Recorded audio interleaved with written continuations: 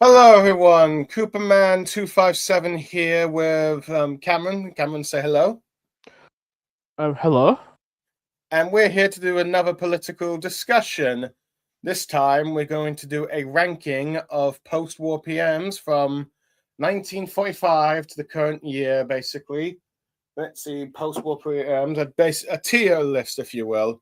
Now that Keir Starmer has practically got 1 day left of being Prime Minister before he steps down, and Andy Burnham becomes like the new Prime Minister, I figured it'd be a fun idea to just look back at all the Prime Ministers from after World War II to the present day and rank them. Which ones were great, which ones were good, which ones were okay/mid, which ones were bad, and which ones were terrible, if you will. Let's see. It's been about 81 years since, I believe, World War II, and we've had a total of 19 different prime ministers. 6 of them Labour, and let's see, 6 of them Labour, and I believe the other 13 more or less Tories. So it's like, for every one Labour prime minister, we've had 2 Tory prime ministers, and Skullman says hello, which more or less sums up, I guess you could argue, how many years we get of like Labour and the Conservatism government. Though granted, that may change unless Andy Burnham is able to pull off a miracle, if you will. But we're not really here to discuss, let's see, Andy Burnham, whether or not he will be a good or bad prime minister. We're here to talk about the ones from history, and arguably, well, I know bits and pieces of like post-war prime ministers. I arguably need, of course, a bunch of, let's see, guests like Cameron here, who probably have a bit more knowledge of history than I do about the prime ministers. So let's see, we'll end up going through like the order of the prime ministers.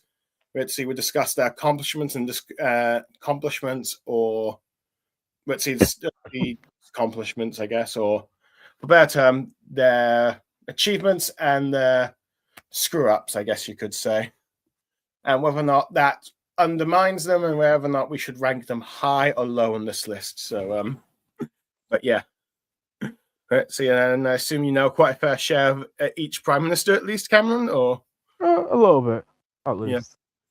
Yeah. Some more than others. Least. So what? Some more than others. That is fair. At the very least, you'd probably be able to recognize some of the faces of some of the prime ministers more than me. Anyway, I suppose we should start with probably the first prime minister. Technically, you could argue Churchill, but arguably the first one to be elected post-World War II is Clement Attlee here. Is he great, good, okay, mid, bad, and terrible? That's a very humble place, because you would think, create the NHS and you put them in great, all the welfare system, but that government had a lot of issues and had a lot of failure. Oh yeah. From my understanding, Clement Attlee, of course, the post-war census, he started the, post-war census, which lasted for 39 years, basically from 1945 to 38 years, 1945 to 1979. Basically, the country would follow more or less the economic model he set until Thatcher came elected, and Thatcher got elected and changed it to more of a neoliberal country, which we still live to this day under, if you will. So, well, it made the country Keynesian, basically, as a economic model, but it's a very interesting one to place actually. The big criticism back into the 50s that was the continuation of rations, and they actually expanded rationing during his premiership to the war. Yeah, arguably, that's one of the big things that harmed him. Mm-hmm. Yeah, arguably, yeah. From what I can tell, it was rationings that very much undermined his government because he got like a because in 1945 he got a landslide against Winston Churchill of all people, which you'd think after winning World War, he regarded as winning World War II for the British public would like keep him in, but no, he got that landslide partly because even though he only served as prime minister before 1945 officially for 3 years during the war, he joined the coalition with Churchill, and during that time he was appointed as the deputy prime minister of the United Kingdom, the first one, but he was technically prime minister the prime minister for the country in a sense of at least domestic issues, while Churchill was being the prime minister on the more foreign war issues, if you will. If that's what if I'm recalling that correctly. Sort of, yeah. But yeah, at the very least, it showed. You have to put context. The British state was virtually bankrupt at the time. Oh yeah. The Irish government went into heavy austerity. But it's not been talked about very often. There were wage freezes. There was arguments. Well, that government, part of that government at the time would argue that there wasn't necessarily a Great Depression. They also rolled back a lot of things introduced. What actually one of the main factors that brought down the government in 1951 was the reintroduction of density charges. Okay. So they rolled back a lot of what they introduced. Okay. Fair enough. Arguably, austerity, of course, nowadays is a very dirty word because of the Cameron government, but we'll get to him a bit later. But, no, it was back then too. Oh yeah. So arguably, yeah, in many ways, it's also you have not mentioned his foreign policy, which is also quite bad. Okay. Cameron, just hold on a sec. I got a comment from Scarman saying you're a bit quiet, so maybe if you could try and speak a little bit louder, if that's okay. I could. So I think that's fine, just so that Skullman can hear you. But yeah, you're saying foreign policy, right? I'd go made very politicians when it comes to foreign policy. The government oversaw the partition of India. The independence of Israel. That is definitely become a mess. But so there was big fails when it comes to this national stage. Now, from my understanding, while these things happened under his government, these were sort of things that were beyond his control at the time, from my understanding. Not entirely. Oh, okay. It was a British state that decided to partition India. Okay. Yeah, but I meant with like the stuff with Israel and Palestine, from my understanding, right?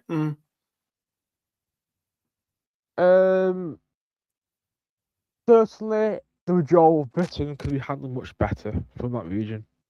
Yeah, arguably, yeah. Anyway, I'm just going to take a look at some of the comments as Skullman has done quite a fair. He's saying 3 or 4 Labour PMs, the rest are Tories. Let's see in regards to, I think, my comment earlier and say, be the only PM I stick in, great. And he's saying, yeah, that sucked. Gasco should be condemned for the privatization of dental and eye care. And also this one of foreign policy-wise, they sucked, but it was so as every PM ever. Slight exception to Howard, but even he sucked when it came to Ireland. So, okay, that's a bit of comments that we'll get to a bit there. So, yeah, arguably, foreign policy-wise, he was terrible. But, yeah, I think as Scarman says, they all were. Let's see. There was definitely, like you said, some of the, austerity and privatization of dental and eye care, which arguably, which no Labour Prime Minister should arguably be supporting the privatisation of. But yeah, and arguably some of these decisions arguably cost him from like having a landslide to like a slim majority in 1950 and then losing the next election after year after, resulting in Labour being out of power for like 13 years, the first in a long line of post-war gaps where we don't have them in government. Though, can I mention there's a few more issues with Attlee's foreign policy. Okay, go ahead. Because I haven't mentioned the Malay emergency, which was a very costly war in Malaysia. There's also the Korean War that he got us involved in the Korean War. Yeah. That was also another disaster, though arguably that might be more of Americans and China's a problem, really. But yeah. But yeah, that war could have potentially emerged as the beginning of World War III if we weren't careful. But yeah.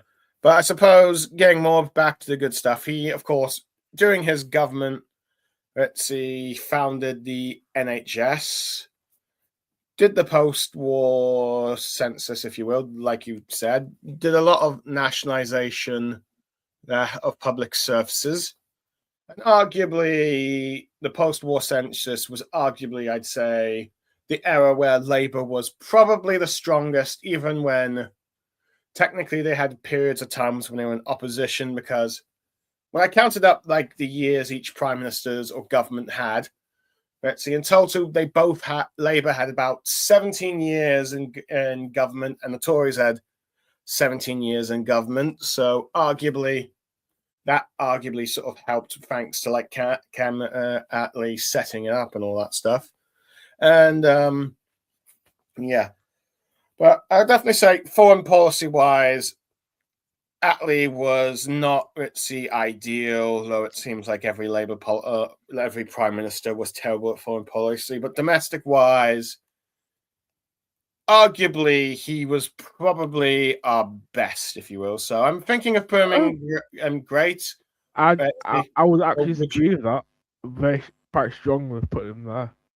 Okay, so you want to put him as good? It's complicated, but I would. You could put me in good, but I would say it's a lot of bad things as prime minister. A lot of terrible choices, and that mainly comes to foreign policy. There's also a lot of domestic issues that I had in that government. Okay. So let's see, arguably probably our best prime minister, but post-war at least, but he's in good. So which makes it wonder how any of the other prime ministers will go. Fair. But Skullman says there was a reason why Nye Bevan resigned. It should have been him that replaced Attlee, not Gaskell. I assume that was probably something to do with the foreign policy and some of the privatizations. Another thing, he handled his policy towards the United States quite poorly. Particularly with war debts. Okay. That's another thing to you can add to his foreign policy. I think he had the idea of trying to maintain Britain as a third power in the world, which didn't really work. Yeah. Basically, one thing like all British prime ministers post-World War II have yet to, or politicians in general, have yet to accept is that Britain no longer is one of the dominant powers of the world.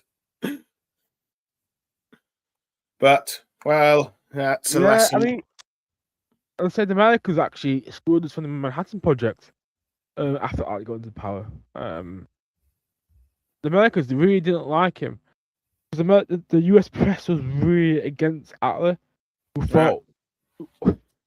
Potentially, they thought they're going to sell Britain out to the Soviet Union as Labour. So they thought that Labour was going to go commie then?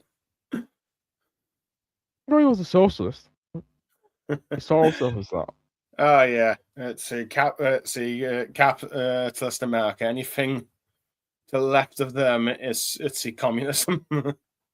but yeah, anyway, I suppose we've spoken about Attlee enough. I think it's time to get on to arguably his rival, Winston Churchill, arguably the most famous UK Prime Minister in the world, if you will. When people think of Prime Ministers, they probably think of Churchill due to his role in World War II.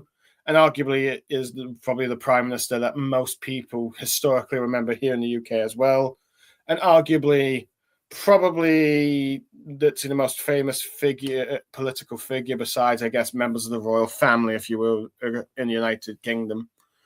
Which, now, interestingly, of course, there's his World War II record, but honestly, I'm not sure we really want to bring in that to post-war discussion, and just talk about his term as the post-war prime minister, which after losing 2 elections against Clement Attlee, and then winning the 3rd one, if you will, in 1951, though technically Attlee still won the popular vote share in terms of vote share, one of the few rare exceptions where more people voted for the opposition party than the upcoming governing party, if you will. But arguably British media puts Churchill in a very high regard, if you will. Though granted, scholars over time have sort of questioned Churchill's legacy, if that's correct. Are you rating Churchill's second premiership or his first one? Sorry, what? Are you rating Churchill's second premiership or his first premiership? Do you want to include both, or do you want to just include the just the second one? Well, you talk about post-war because the second one's completely in context of the first. Okay. You want to just describe them then, I guess? Well, it basically maintained the post-war consensus that Attlee implemented. Okay. Even though he was a lifelong critic of Keynes, he upheld Keynesian economic policies. There was some privatization. He privatized steel, I believe. He his foreign policy was more geared towards being pro America. He ended rationing, which made quite a bit, but it wasn't seen as the same Churchill as when during the war. Okay. He was in public much less, and quite famously he had a stroke, and that was kept secret. 1950. So, yeah, and I take it arguably this is probably why eventually he had to step down because he became too old and too ill health, right? Yes. Fair enough. And let's see, we've got some comments. Let's see, should have low and bad, possibly even terrible. And let's see, coming in 1951, heartbreaking election, arguably, yes. But so yeah. There's also we'll talk about more his foreign policy. He was dealing with the Mau Mau uprising. Do you know about how controversial the Mau Mau uprising was from Britain's perspective?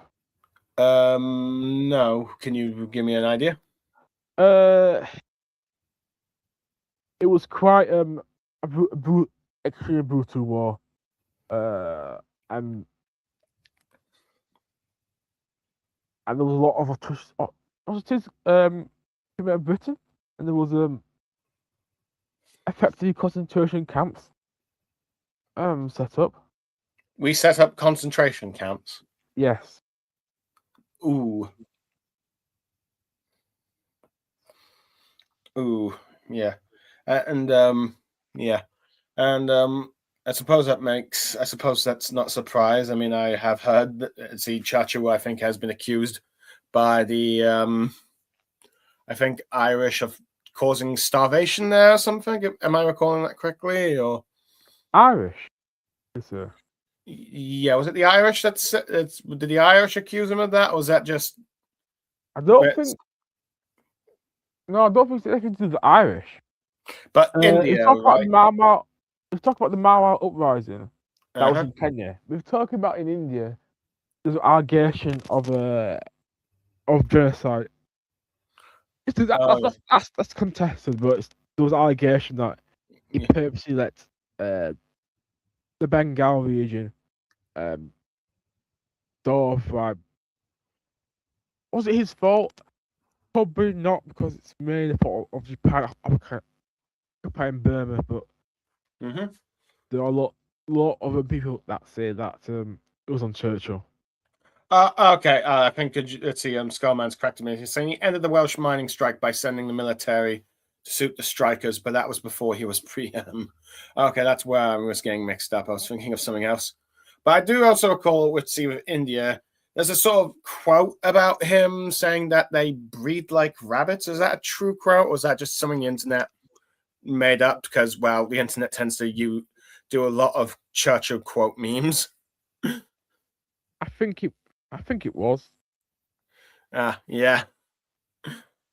So arguably, I probably wouldn't blame anyone from India not having a very positive opinion on Churchill, at least in regards to that. Churchill's a very debated figure. Yeah. Arguably, he did a lot for this country, but there's also a lot of things that he's done wrong to this country. Let's see. And I think there's a lot of allegations from all sides of the spectrum on Churchill. Oh yeah.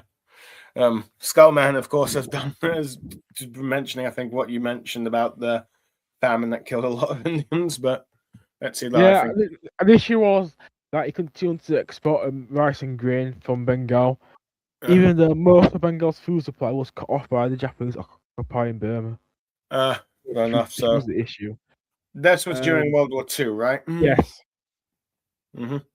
So arguably something that was probably beyond his control at the very least, but let's see, may have not have also handled it the best way, but yeah. So arguably, I doubt let's see, given what we've talked about, there's arguably he's done some good things, such as keeping the post-war census, but he did do a bit of privatization. And for personally, he's not exactly it's ideal. So arguably, we won't be putting him in great. So arguably, depending on how we feel, we could put him at best good, okay / mid, or bad. But I don't know. I'm curious. Where do you think? Again, Churchill, like Ali, you can debate where he should be. Now, Churchill, if he's good, if he's good man second premiership, you really would put him in mid. But if you're going by his entire premiership and what he achieved and what he symbolised about modern Britain, you would put him in good or great. Okay. So, do you want to include World War II? Let's see, isn't both his premierships or just the one? Second premiership, it's mid. If you're talking about World War II, it's you have to put in great by his issues. Okay. So I'll personally put him in good if you count him both. All right, we'll put him in good just so that let's see, just because of that. But Scottman says what he did was mostly bad. His legacy is filled with rose-tinted glass because his leadership during World War II. But even then, he wasn't great. Mid, we're ranking post-war. Okay. Arguably, we'll put him good for now, but we might change it to mid. Let's see, put mid. Okay, later, especially if maybe Tom ends up joining, which I am hoping that he will do so at some point, but we'll have to see if he does arrive. But anyway, we've got now his predecessor, successor, which is Anthony Eden, right? Was that his name, or if I'm remembering it that correctly, or yes. let's see. I've got this one here, right? The prime minister that took over just before I think on the next election was called. He went up against Clement Attlee. He won, but he was regarded as being a very poor leader, and he was removed. Removed at some point before. Removed before the next election. So that's generally what I know about the guy. So I suppose you might have a better, but that's Heath. I've got the wrong person as crud! I've accidentally closed. Let's see my. Let me just no, just technical difficulty. Let me just open. Need to open my tab again. Sorry. Let's see. Left of box. Okay. Let's see. I'm sorry, folks, for the technical difficulties. Let me just let's see. Okay, we've got. Let's see. So okay, the one next to Boris. This one here. Eden, I think. This one here. No, I thought that's not Eden. This one, Eden. I think it could. I think so. Let me just take a look at the Wikipedia page. List of PMs. List of United Kingdom Prime Ministers. Let's see. Okay. Yeah, Josh is correct. This guy here is Anthony Eden. So, yeah. So, do you know a bit of history of this guy, Cameron? Because the Suez Crisis. It's Suez Crisis. That's all you know about Eden. Oh. Hello, Tom. How are you? Hello, I'm fine. Let's see. As you can see, we are just discussing our third prime minister on the tier list. But as before we do that, I suppose at the moment we've put Attlee in and Churchill both in good. But I'm curious if you could argue they could go up or down a space or not.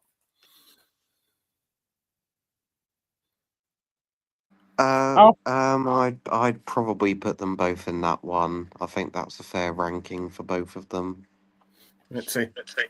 Yeah. Arguably, let's see for the context, we've put both of them good for keep post-war census, keeping the Kenyan politics and all that stuff.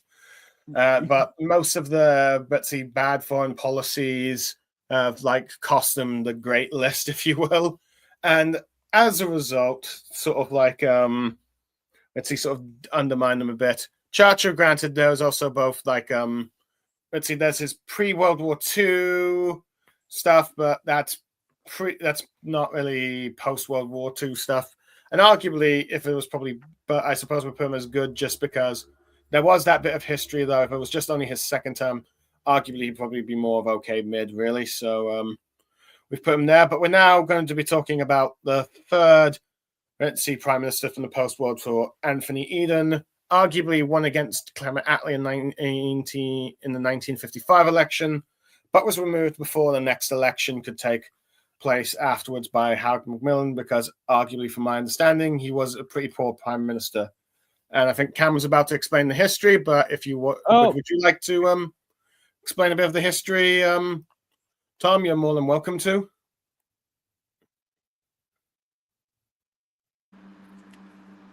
For God's sake. Yeah, Josh asked if I've been removed from Bullet. No, I made an idiotic mistake. I accidentally left the chat whilst trying to delete a message from it. So, yeah, that's just a stupid mistake on my part. So we gotta find a way to bring you back in, but yeah. I haven't left. It's just a stupid mistake. I was scrolling to delete the conversation and it did it accidentally, so damn it. Let's see. So yeah. So I suppose let's see, Cameron or Tom, you both know a bit of history of Anthony Eden at least, or Oh, Eden. Oh, he was the prime minister who was in charge of the whole Suez debacle. He was shortly elected prime minister. He got him. He wanted to do a war, a joint operation with France and Israel, and what ended up happening with it is it turned into a complete fiasco because the US and Soviet Union intervened, because they were worried about escalation, especially from the Soviet side. So the US got involved and forced the French and British and Israelis to stand down and withdraw from the Sinai Peninsula and the Suez Canal, which they had no choice but to do. Okay, so arguably the US prevented the war from happening, but they were all for it. And as a result, he was sort of removed. Was that more or less what you were going to talk about, Cameron, or is there some other bits that you know about Anthony Eden? Well, it's very known for the Suez Crisis. Uh-huh. But he's what to say about him? That he's sort of one of these you get a couple of these sort of conservative prime ministers at this period. It's sort of this one nation conservatives Uh-huh. who are not socially conservative, but not anti the post-war consensus. Oh yeah. So at the very least, he kept that going, and even though arguably not really what their parties ideologically support at the very least, but yeah. Yeah. So yeah. So arguably, would he be? Let's see. Would it be argued that, let's see, he would be okay, mid or bad? I can't necessarily say he was good compared to say like Attlee and Churchill, but he's arguably, and he didn't really last a full term, but arguably he was Itzy, and arguably the main crisis, it ended in a result that he had no control over, but at the same time he was still a part of that, and as a result suffered the consequences. So would you say he was an okay or mid prime minister or a bad prime minister? Really, you gotta put him. It's what the Suez Crisis symbolized. You got to really put it either probably bad or terrible. Would you agree with that, Tom?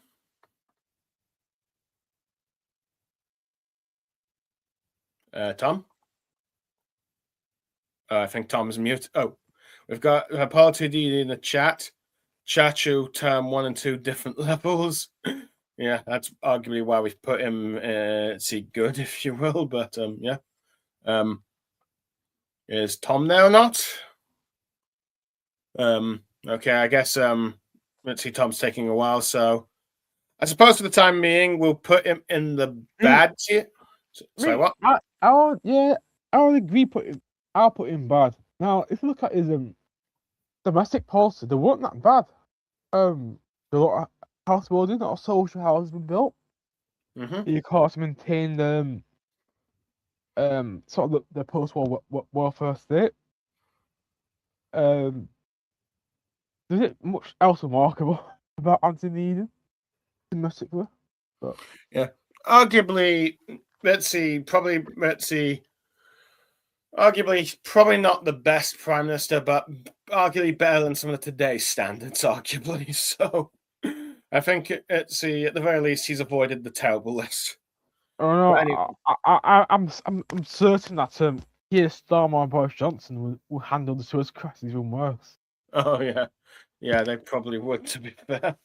But we'll get to them later. But now we're going to like the I believe the fourth prime minister to become, which from what I understand, he is often said that this would probably be the one prime minister you'd get left wingers maybe considering voting for. Howard Macmillan, but that's probably because the next leader after Clement Attlee was Gaskell, if I recall correctly. Let's see. So, what do you know about Howard Macmillan, Cameron? I think Goldman said Macmillan here. Yeah, do you know what his nickname was? People used to call him What did they call him?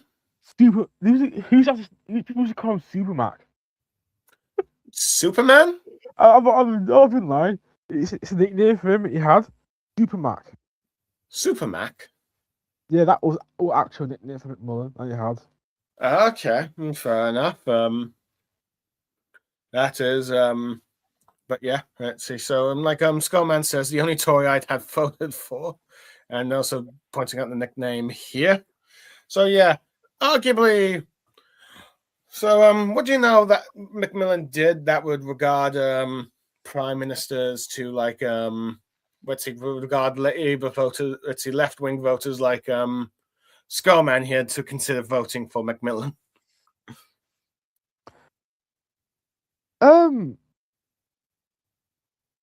But again, it's like the same with Eden and Churchill.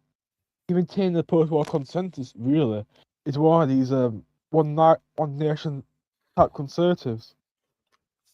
Yeah, a lot of the conservative prime ministers, you say the same thing about them until you get to Thatcher. Okay, so arguably it kept the thing, and one thing I do know is that apparently once criticised Thatcher, let's see, when she became prime minister, of saying you sold all of Labour's silver platter or something. Is that correct? Yes, that is correct. Fair enough. So, arguably, he did win an. He was the last Tory prime minister to win an election before they lost to against Harold Wilson, if you will. So, arguably, that is probably one thing in this thing. But let's see. But he wasn't allowed to stand for a second election. And I think by then, I think the party had gotten into power for too long, and the party was doing a lot of infighting, as they normally do after a long period of time in government. Yeah.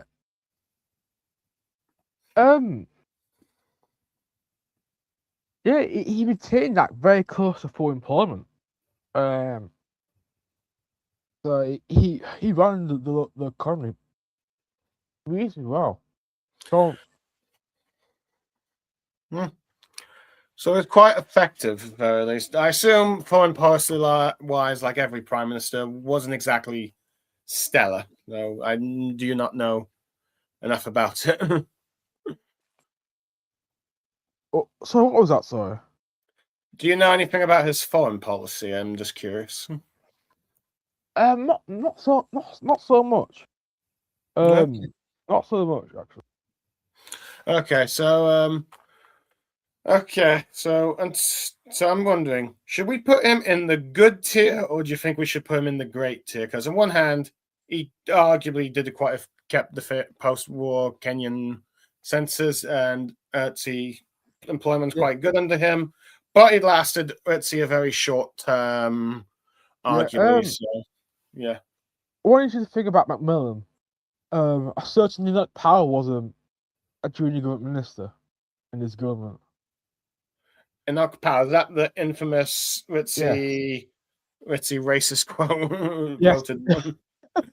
Oh, let's see. So I'm not sure if you want to put him in good then, because well, No, I think he's one of the best post-war prime ministers. so I think put him in good is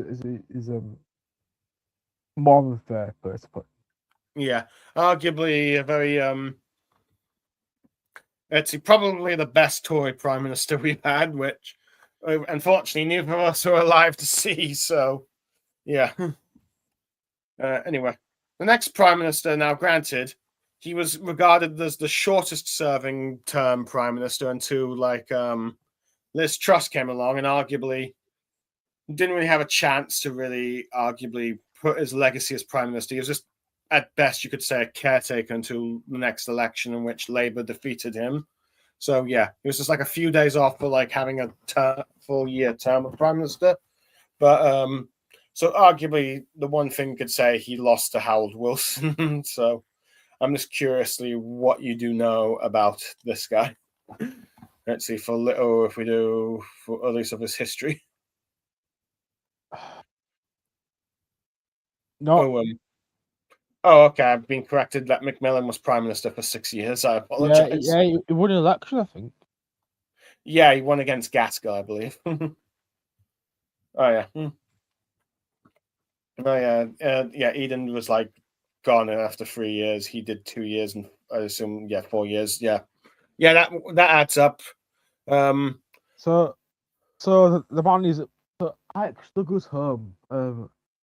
He was the foreign secretary under Macmillan, I think. Let's see. Okay, McMullen, fair enough. Scottman's pretty much do this comment here. Low Holmes, he won't even be remembered as being the shortest serving PM now. Completely forgettable. I suppose you could argue the shortest serving male one. The last Lord to be PM. Okay, yeah, he was a member of the House of Lords, I think, at the time, Yeah,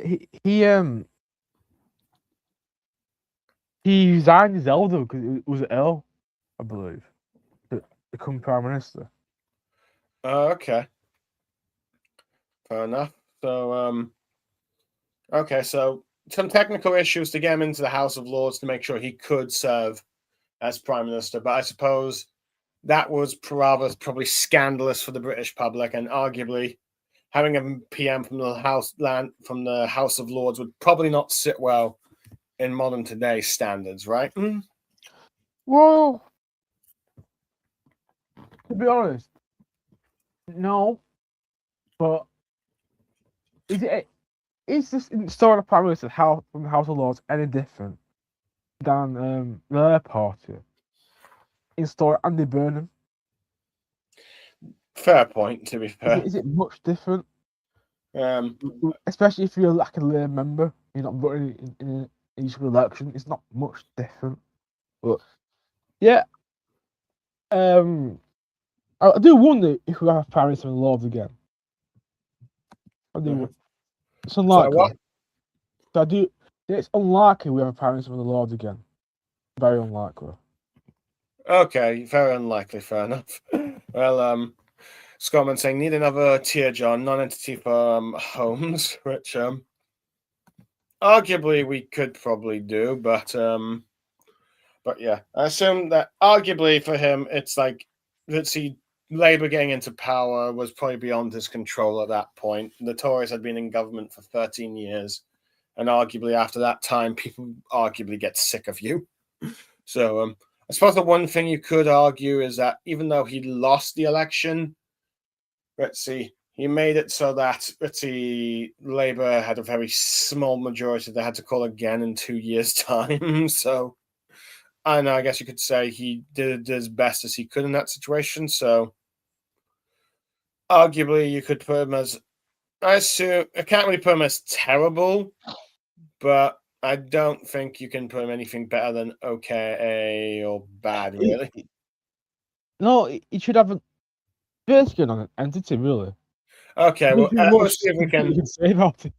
Let's see. Yeah. Well, let's see if I can add another. Let's see if I can add another list.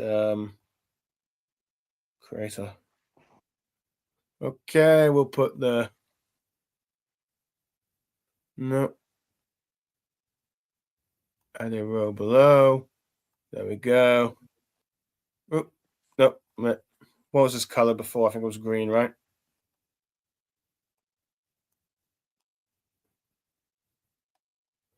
Yep.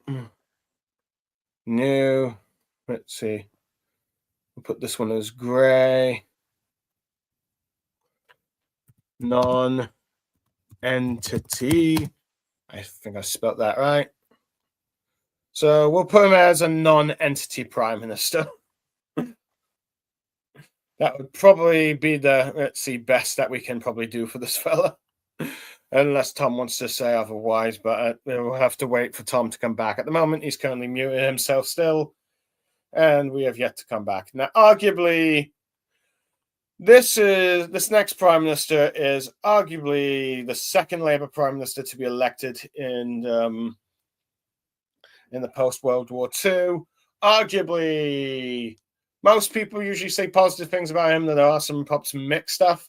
And arguably, and you could argue he was Labour's electorally most successful prime minister, winning 4 elections, but ended up having to had a period of opposition, of course, but he's also the last prime minister to lose an election and then come back the following election.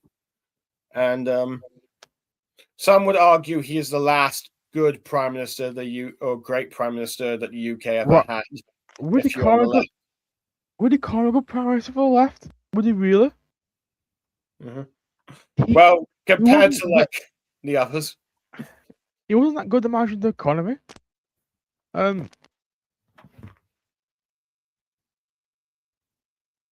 It's pretty much average. Pretty much average prime minister. Okay, let's start. How about we start with the stuff that he did good? From my understanding, he did some good social reforms to the thing. I think under his government that abortions were allowed to happen. Though that was more passed by the Lib Dem bill or something. Yeah, Or there was a lot of social liberation, like equal pay, the Christian homosexuality, abortion, and the punishment and the death penalty, I believe. Uh-huh. Maybe some other things as well in that one. There's also the Open University, council house building. Uh-huh. So a lot of houses were built in the early 60s in that premiership.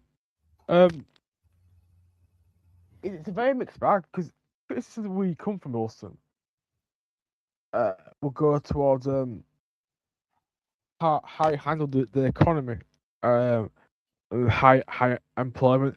Of course, most people don't know this, but more coal mines were closed under Wilson than the Thatcher. Yeah.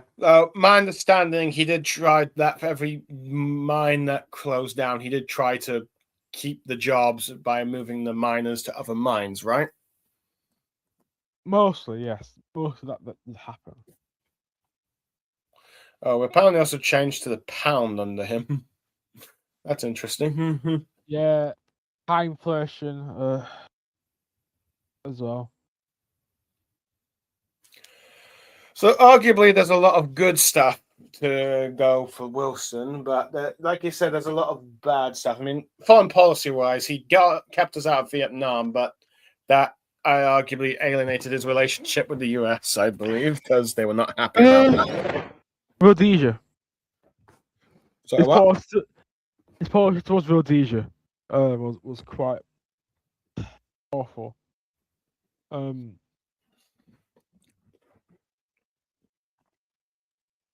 He's criticised for the time of being very weak for dealing with the Rhodesian regime. Mm-hmm. You know what? There's a lot of comparisons with him and Starmer. There's a lot of people say Starmer was boring, principled, wasn't plank. He had very similar criticisms. He wasn't keep on the left. Okay, he wasn't good in Ireland either, God could tell. Okay, so in many ways, Starmer is like Howard Wilson, but all of the bad qualities of Howard Wilson, none of the good ones. Yes. Okay, fair enough. So I suppose I did hear that Starmer wanted to mimic Wilson, but unfortunately he did the bad ones rather than the good ones, and arguably there's the stuff in Ireland with the Troubles as well. Now, let's see. I suppose, in a sense, he is the last. He was also the last Labour Prime Minister to win an election until Labour leader to win until Blair came along. So there's also that part. It's thanks to him, arguably, that we got at least a 6-year term government and a 5-year term government with both, which allowed the post-war census to have Labour and the Tories in equal measures, but afterwards, arguably, now granted, I understand that he resigned, 2 years into like his second term because, he was starting to get ill or something, and he probably didn't think he was going to make it. So he's arguably the only last prime minister to step down under his own terms rather than being booted out by the country or like party, if you will. But Yeah. sorry, what? There's one big thing about complete missed out about Hal Wilson is he joined the European Economic Community. That's the And big thing we missed out. let's see who. Scarman seems to find insulting that you compared him to Starmer. Let's see, 2 years into the fourth term. Let's see, third/fourth term, as he brought up there. So, But I'll say Wilson was seen as a boring prime minister without any personality. really? People say Starmer is, yeah. Yeah. And if you look at the criticism that Wilson had from the left, including Tony Benn, is very comparable to what the left say about Starmer today. Okay. Fair enough. No, I think let's see. I would see the argument, as you could probably tell. It seems the left ahead there has a bit more respect for Wilson than Starmer himself. Well, Wilson achieved more. Well, yeah, that is true. Let's see, especially in terms of social reforms and all that stuff. So, yeah, arguably, would you put him in good or okay? Because I don't think we can put him as bad or terrible. I'll put him okay. Okay, well, fair enough. We'll see if Tom comes back and disagreed with yeah, and it goes like, yeah, that was a shame. And it's also like Wilson was mid. Okay, so it seems Skullman at least seems to agree with you. But yeah. But anyway, I suppose it's time to get what's he known as I suppose you could say Wilson's greatest big rival, if you will. The reason why arguably many people say when they talk about the Labour and Tory rivalry, they talk about Wilson and Edward Heath, the man who got us into the European Union. He goes terrible. I'm saying now, he goes terrible. He's awful prime minister, and he was a nonce. So, but okay, I suppose I need some context for that. We don't know about this. We don't know about him. He was You don't know about Eddie being a paedophile. No, I do not know about these allegations. So you know,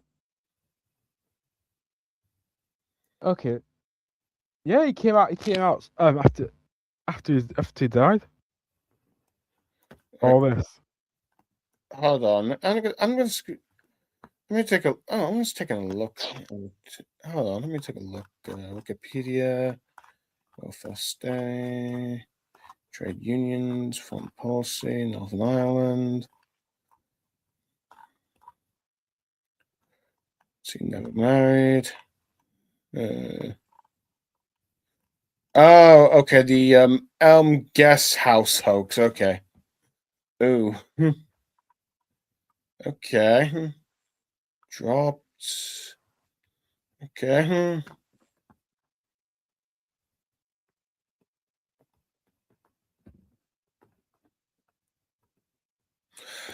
Okay, so he had some allegations and accused of him and all that stuff, but I suppose it's after he was alive. But what was his term more like? I understand that.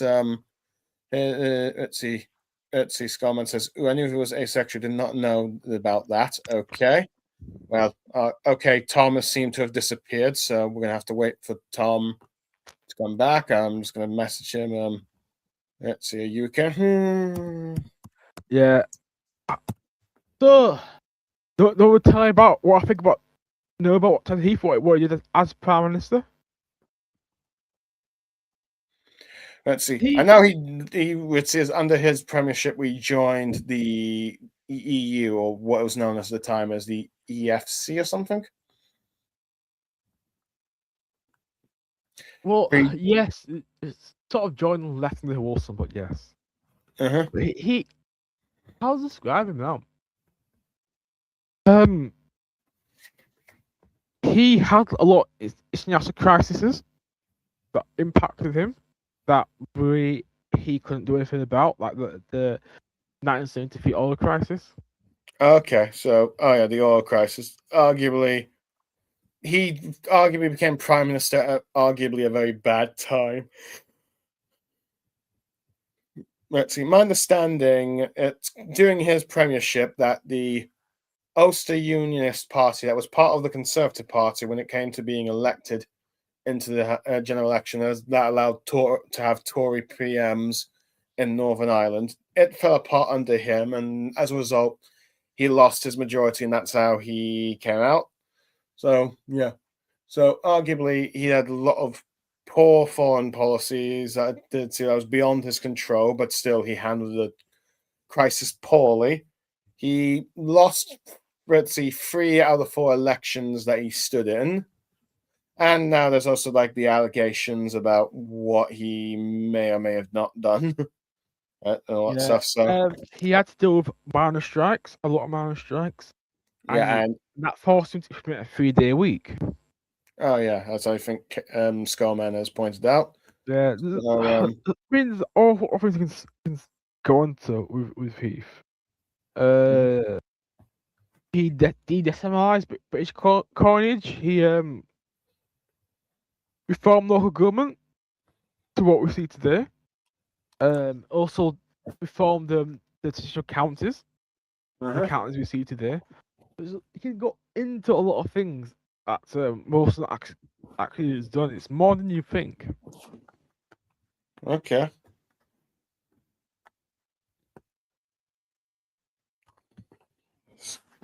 So arguably he's done a lot of long-term things that have like negatively affected the country. Look, arguably he's the last Tory prime minister to keep the Kenyan economic styles of post-war census, right? Or did he try to undermine that a bit? Well, he tended to, but he didn't. Okay. He dealt with I think a lot of his premiership was with industrial disputes, particularly with miners. That pretty much found a lot of his domestic policy. He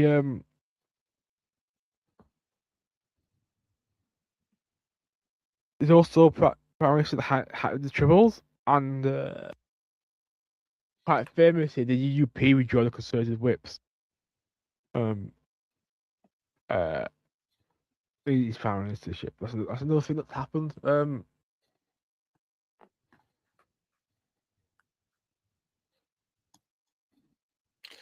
Yeah, so arguably he's let's see, domestically, foreign-wise, and even electorally, caused perhaps the shortest period of Tory rule post-war consensus, if you will. And as a result, let's see, arguably probably should be in the terrible list. So yeah, our first terrible prime minister. But anyway, now we've got, let's see, James. Let's hold on, let me just double check that I'm just going to say the name correctly. James Callahan. At the time, let's see, his premiership was regarded as so terrible at the time that allowed Margaret Thatcher to become prime minister after him. And let's see, he once quoted himself that I'd probably be remembered as the worst prime minister in UK history, though arguably he did not live enough to see the prime ministers we're getting now. So, but I mean, the country was in crisis. Yeah.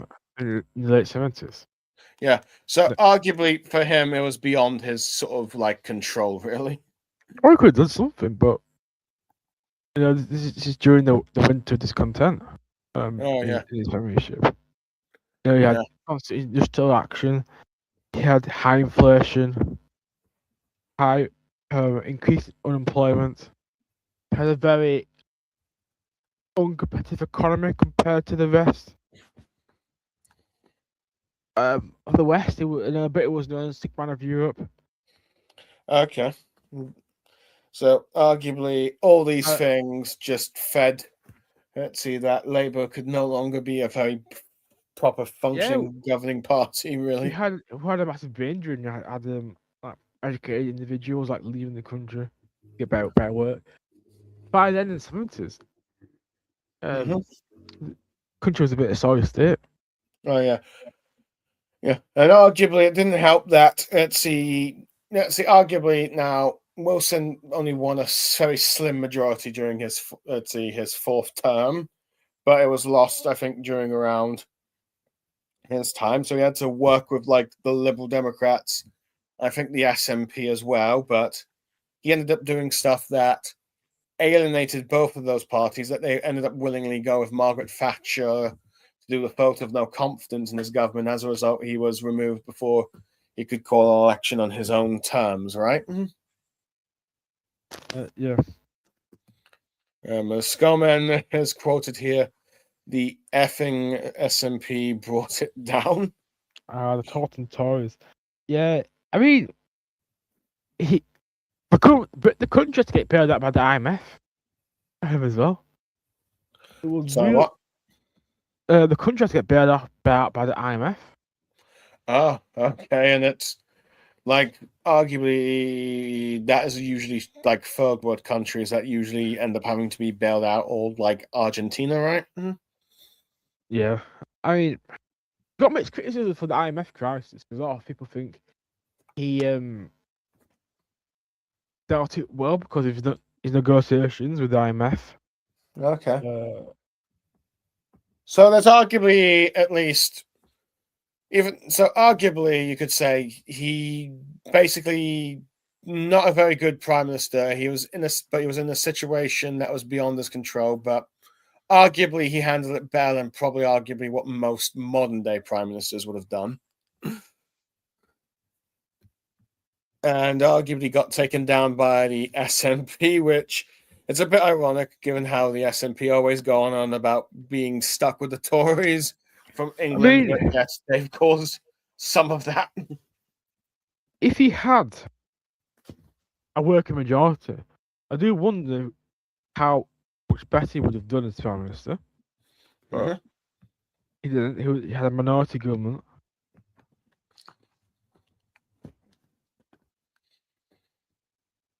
In a sense, he is basically dealing with the mess left behind by Wilson, if you will. So, do you want to put him as bad or terrible? I'll put him as bad. Yeah, arguably, he wasn't a good prime minister, but there are much worse prime ministers post-war. So, yeah. Now, this one, perhaps one of the most infamous, and the one that divides the country. Half the country celebrated her death, singing "Ding Dong, the Witch is Dead," while other people think that, oh, how sad, she was a great prime minister. Arguably the one that had the most, effect, on the country since probably Clement Attlee's post-war census, Margaret Thatcher, the first female prime minister in history. You can How put her should anywhere. we rank her? Anywhere. You could argue for anywhere with this creature. I think you have to understand the context of where the country was. Not that good. He was a stooge from the Labour right. Etsy and probably cleverly. Callaghan and Scoman saying terrible. She destroyed the UK. So yeah, arguably some of like opinions as Scoman said there. So this is arguably a prime minister we can put anywhere because no, granted, this like you said, this is arguably where the country was at the time, right? Well, the country was, as I said before, it was known as sick man in Europe. It was economically stagnant. Its industries weren't very competitive, and they were struggling increasingly. The country was in a lot of debt. Taxes was high for most countries, but it's not as high as today. The things did need to change at that time. But what Thatcher done for the long term, going by decades, well, lead to what the country is today, and it's an absolute mess. Listen, Yeah. don't you find it's a very hard one? But you can easily argue both ways in this one. Yeah. If you talk about my perspective, living in for a pit village, you're utterly terrible, and really this part of the world has not recovered since. Yeah, you're talking about pre-Thatcher, you're talking about let's say South Yorkshire, where cities like Sheffield, some of the wealthiest cities in the country, or in the world. You could argue for the world with the industries. Okay. Can't really see that today.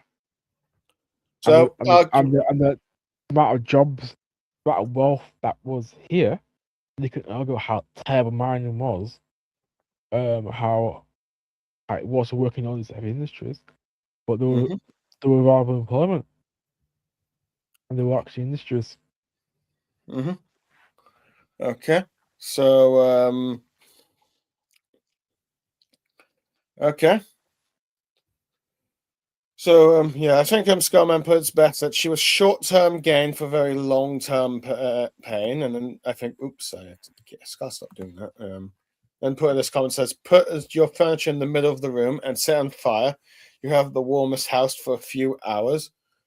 Let's see. I'm from South Wales. I need to say more. So, yeah, arguably, depending on where you were, you suffered horribly under Thatcher. Or, let's see. So many people did. But yeah, she's probably the. I thought it's gonna come off the wrong way. It's probably the strongest, the strongest leader we had since post-war. Yeah, arguably That's was. not saying I liked her. I think she's probably the strongest leader. Particularly again, you have to agree what she did, but particularly on foreign policy, she was a very strong leader. Oh yeah, the Falkland Wars compared to what we're dealing with today, she was a extremely strong leader.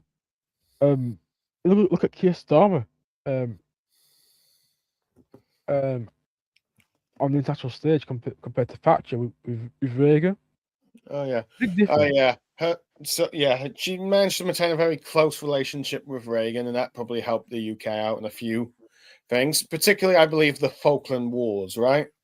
Let's see. This is arguably regarded as her biggest achievement, at least foreign-wise, if you will. Well, he got her re-elected. She was extremely popular at the time. Oh yeah. Yeah, it helps her premiership. She's done horrible things, Thatcher. Utterly crushed the unions, snatched the milk, got to get the milk. The milk snatcher, yes. Utterly crushed the union labor movement. Utterly crushed it. Oh yeah. Scotland says big shame. Stalin and Panocci were strong leaders, yeah. In terms of arguably she was very competent in what she did, though that of course is not necessarily great. She won. Sorry, go on. We can't get into debate about Stalin. Yeah, it's probably not. Because Stalin being strong is why he was successful at his aims as a leader. Yeah, it was evil, but who else could have industrialized the Soviet Union like he did at speed that he did? Let's see, scum and bloody RGs. That was a planned operation to save Thatcher. Well, look, Thatcher actually, it could have been because Thatcher actually withdrew military forces from the Falklands before the war. Okay. Oh yeah, SPD2. I can't hate the traitors for more. Oh yeah, so yeah, the Falkland Wars saved their premiership, but also the fact that you had the dirty SDP Gang of Four alliance with the Liberals, splitting the Labour vote. Let's see, causing Thatcher to gain the massive landslide, arguably the largest. Let's see, majority they had post World War II. I think around 379 to 90 seats or something, was it? But yeah, this allowed, let's say, the Tories to run the country for 18 years. So if you were born in 1979, your entire childhood and young adulthood, young teenagehood to young adulthood was under Margaret Thatcher, if you will. or at least the Tory government. So yeah, she was also the longest serving prime minister for like 11 years. And I'm talking about post World War II. If we're going pre World War II, there's a prime minister. The first prime minister I think we ever had was like prime minister for like 20 years. So, but yeah, she was arguably electorally successful, partly because of like party vote splitting and also propaganda and patriotism, I guess you could say, with the Falkland Islands and all that. Let's see. And also for some people, she made them rich, but in the long term, let's see, she did some very terrible things. And as a result, let's see, resulted in, I think, Scotland becoming very anti-Tory, if I recall. And one of the main reasons they want to like leave the union because they don't want to deal with like ritzy Tory prime ministers anymore.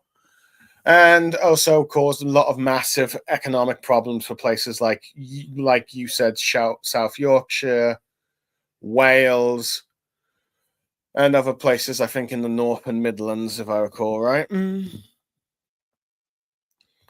Yeah. So yeah, haven't covered. Yeah, and I will admit, I know some of my Ritzy family regard her as like the best prime minister. I'm not going to point out names, but yeah. So you can arguably, depending on where you stand in the political spectrum, you could either argue she was great, good, okay, mid, bad, or terrible.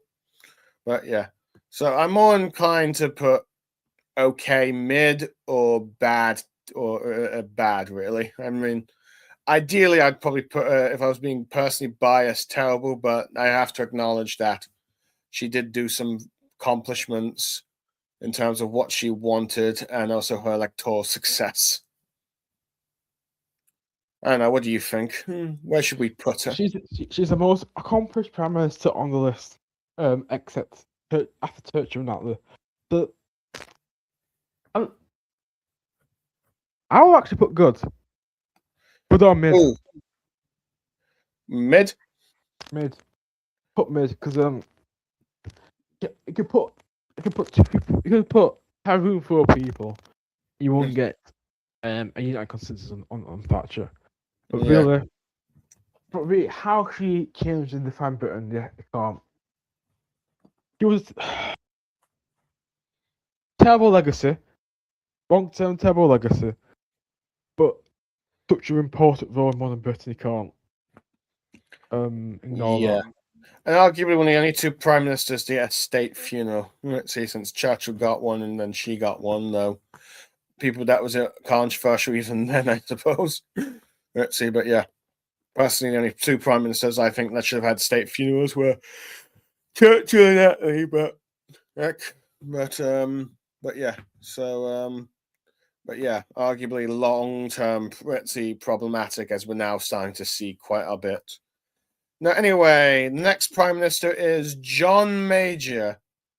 Let's see, John Major, the boring grey man, if you will, who, let's see, by some miracle ended up becoming lasting prime minister for 7 years, arguably replacing Thatcher when she became finally her party had enough of her, particularly after the infamous poll tax, if you will.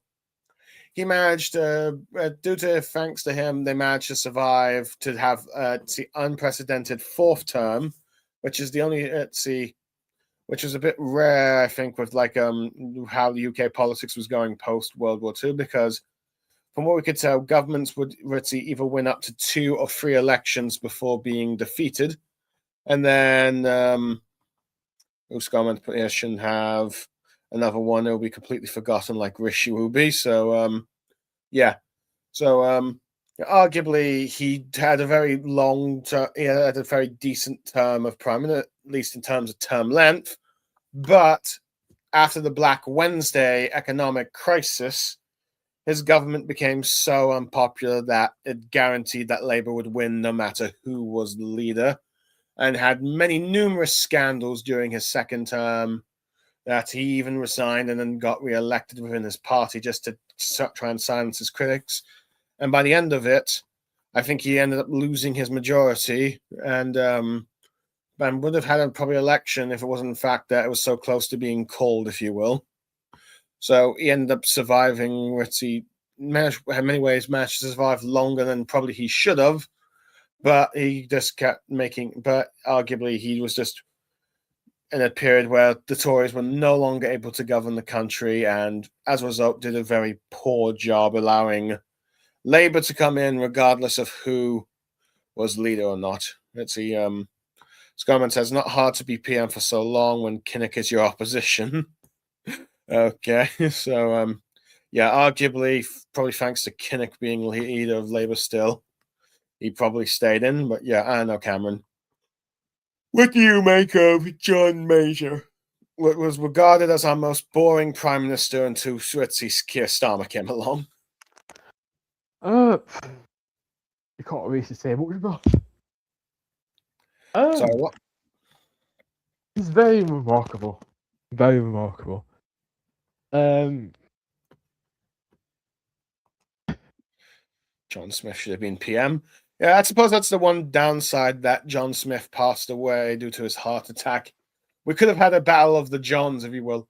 Okay, who do you want as Prime Minister, John or John? But yeah. But anyway, go on, Cameron. Yeah, it's one of those times that I've much knowledge on. And they're both actually we've heard about John Major.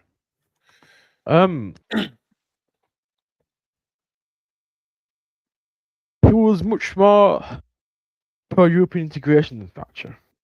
Oh yeah, he was arguably the most pro-EU Tory PM we've had, right?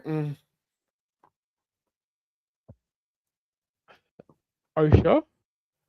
Besides maybe David Cameron, I guess. That's a bit more.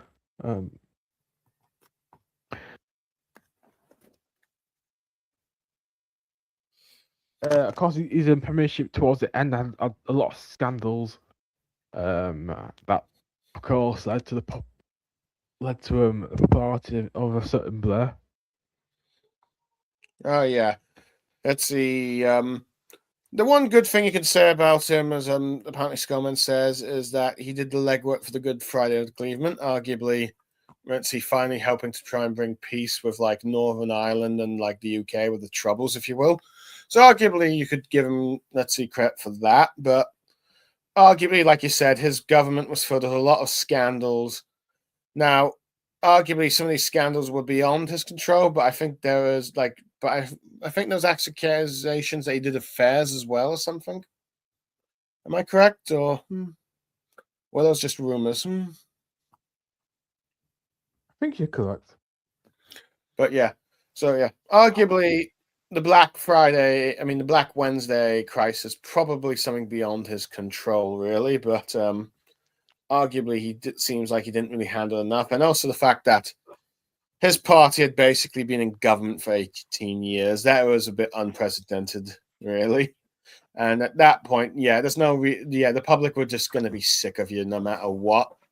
And also, he couldn't really control his party, so arguably, let's see, arguably at the very least, I can say for John Major, besides the Good Friday, lots of dirty Tory MPs, one aspectus themselves. I don't know what that is, but I don't want to find out. But yeah, arguably not a very good period of time. Though the only one thing I could probably say is he probably lasted much longer than people ever probably expected him to do, because well, you got Tory prime ministers being swatted like flies nowadays. So I would probably, in terms of like the prime minister rankings, I'd probably put him as bad or mid, but I don't know. I'm wondering what you think.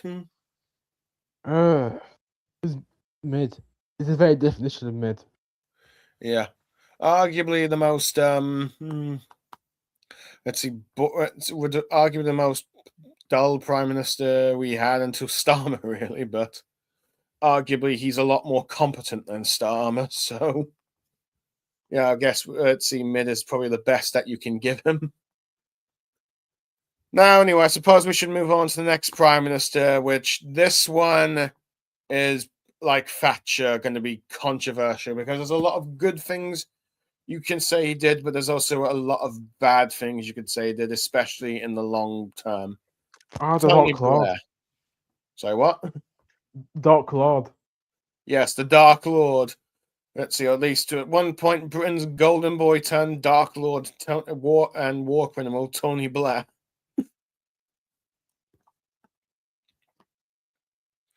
Let's see, now that one, oh yeah, choked himself. Yeah. I think I remember the South Park doing an episode similar to that. At least Kenny dying, most mid-man ever, and Tony Blair put him in the bad or mid. Yeah, so yeah. Arguably, it's now my understanding Tony Blair's first term was, for the most part, regarded as good, even if he kept many of the economic policies that were under Thatcher and Major. But arguably, he handled the country quite well, finishing off the Good Friday Agreement, having devolution in Scotland and Wales.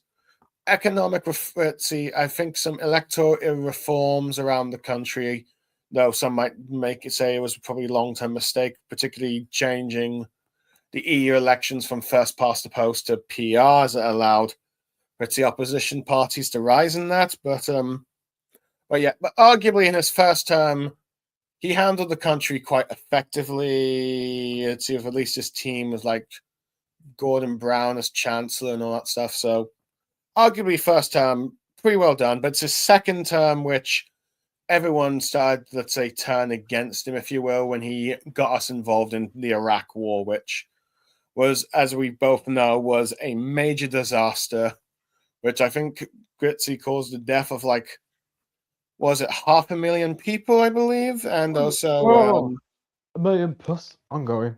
So I think million. that. But okay, 1 million people. Let's from see. the start, it's the type foreign policy was awful. Just following the neocons to every conflict. Afghanistan as well. That's that. Yeah. The Taliban back a good show. Utter failed policy, failed decision. Bear's like a master manipulator when it comes to foreign affairs with world leaders. He's a very, very weird individual. He had a good relationship with Putin and Gaddafi. He was friends with Gaddafi, did you say? He had a working relationship. I won't say friends, had a working relationship with Gaddafi and Putin. Okay.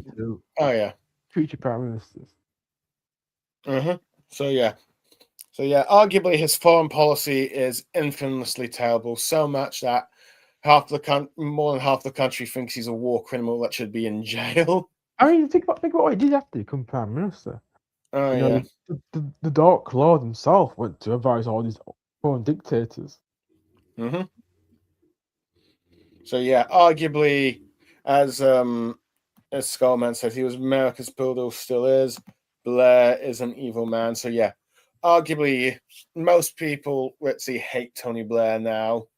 Arguably, he was competent enough to last 3 terms or win three elections, if you will, making him the first Labour Prime Minister to do at least 2 full terms.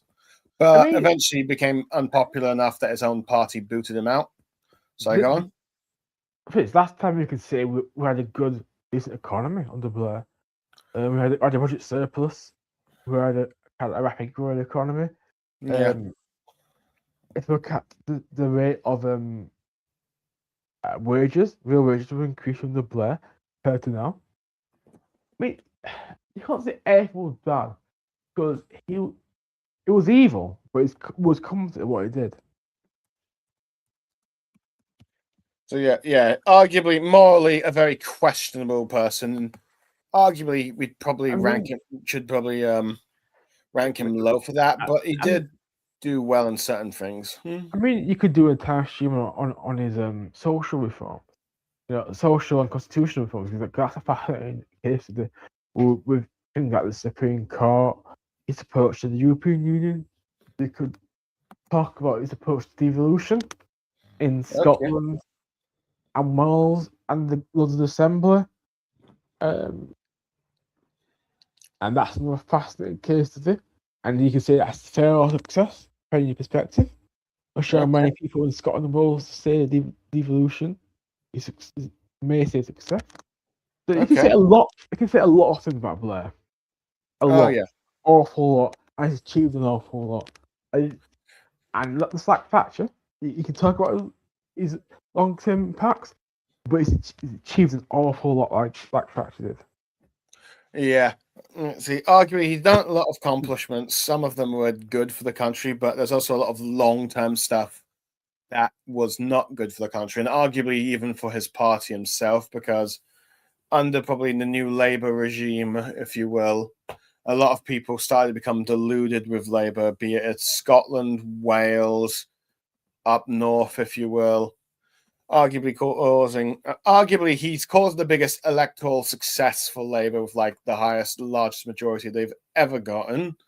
But there's also like the legacy as well, and arguably some of the things that have happened have been like screw you Tony Blair, if you will, from the public, such as like I guess you could argue voting for like leave the European Union, which he doesn't want, electing Jeremy Corbyn as leader, and even arguably the rise of social democratic nationalist left parties, if you will, with like the SNP or Plaid Cymru. Well, that might be more applied for Plaid Cymru than the SNP, but yeah. Devolution would be good in Wales if we had the same level as Scotland, and said like Thatcher had said her greatest achievement was New Labour. Yeah. Killed the party good and proper. So yeah, arguably long term there's a lot of things to be desired for Blair's legacy, and I wouldn't be surprised if Blair ever bites the bucket one day.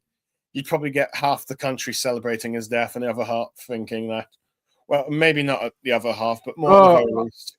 He's more hated than liked. It's not Thatcher. Thatcher gets a lot of praise. I don't think Blair will get that praise. Oh yeah, and see, arguably the only ones that would probably mourn his loss would be liberals and centrists. Let's see, in the liberals. Yeah, he's certainly a massive manipulator. I don't know why Donald Trump likes him. That's what I don't get.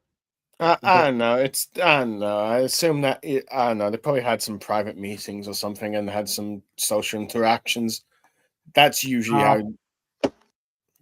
But yeah, weird things happen in Epstein Island.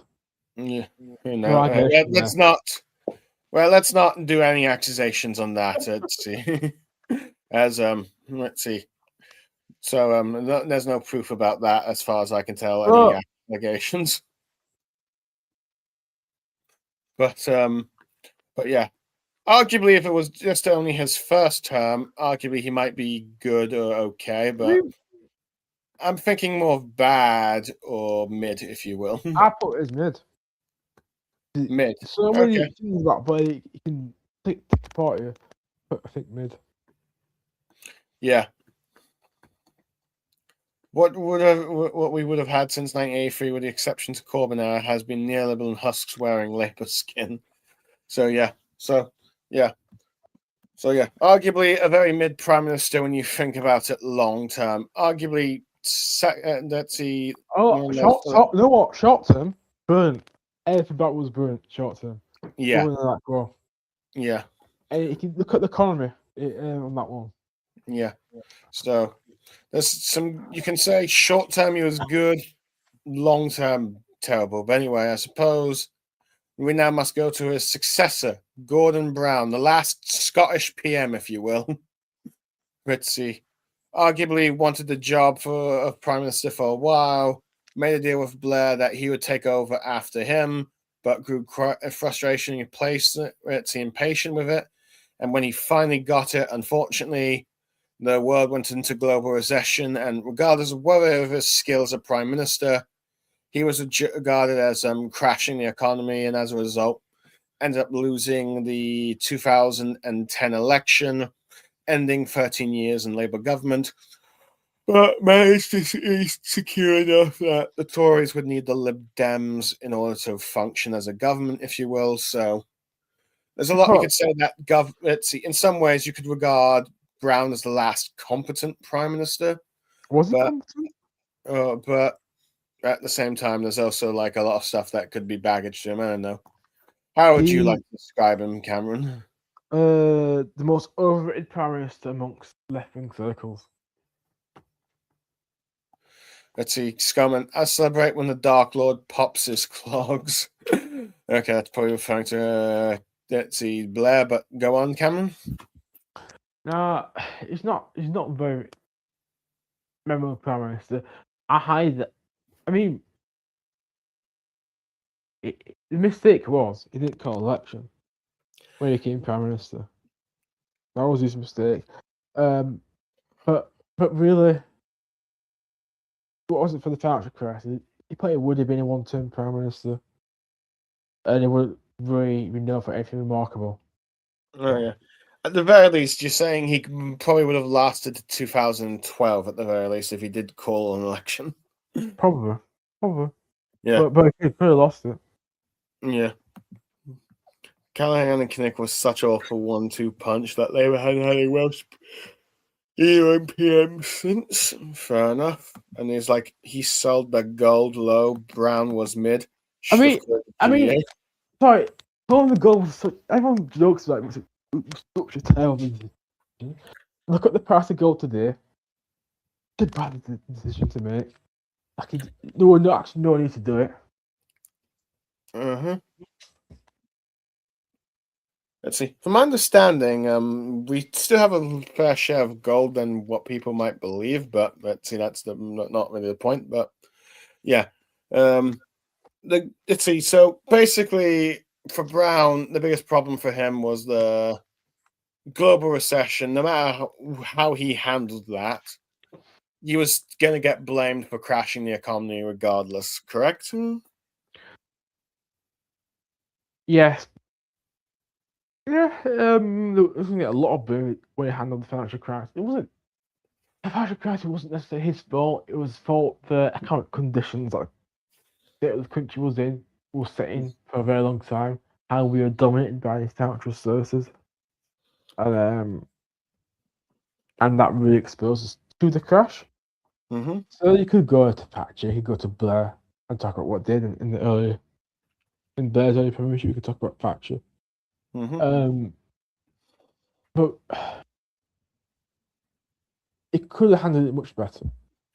But you have to realise, if he didn't bail out the banks, it would have been in a much worse state today. Yeah. So arguably, he did a lot of things to minimize the damage that we could have had, at the very least. Yes. Mm-hmm. Yeah. Arguably, he was basically in a no-win position, but arguably, he at the very least prevented the Tories from getting majority, at least. Though, granted, there is one comment that probably did not help him when when the mic was still on, when he ended up calling a woman he was having a debate about immigration a bigot. Correct? It happened. Yeah. Someone said should have nationalized the banks. Well, he did, but then they got sold. Yeah, fair enough. Yeah. Now I understand. I find that from my understanding, when it comes to that, let's see, that comment. Let's see, when people gave her more attention, she ended up being a bit more of what Brown described, from my understanding, and apparently Labour did win that seat, which was a bit ironically enough. But apparently, she still votes for him. That's interesting. Oh, Scalman, I think, is saying he was right. I think with regards to the woman in question. So, yeah. Now, of course, let's see, that didn't help with in terms of publicity at the very least. But yeah. So arguably, let's see. Arguably, it's if perhaps he was prime minister, if he became prime minister earlier, or perhaps called election, he would have lasted longer, if you will. But arguably, he did some mistakes, such as not calling an election, but also there's probably also a few things that he did himself that did not do him any favors. But I wouldn't exactly call him a bad or terrible prime minister. At best, okay or mid. I doubt I can put him in the good list, if you will. So would you say okay mid, or would you put him as bad? Mid. We put too many people in mid, but yeah, mid. Okay, and now we get to like was that was there Howard? Have I forgot to put Howard Wilson on the list, or was they just put him in twice? Come to think of it, then that might mean there's 18 PMs. Hold on, let me just yeah, this correct me if I'm let's see right. This is Howard Wilson. This is also Howard Wilson, right?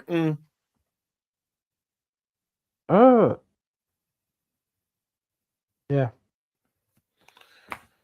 Okay, well let's see. Oh, no, that's McMillan.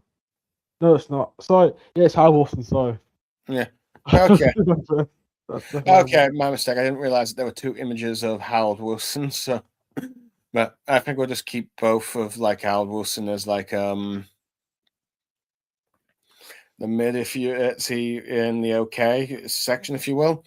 But who knows? Maybe I should separate the okay and mids. I don't know. Should I separate okay and mid at this point, or You keep them together.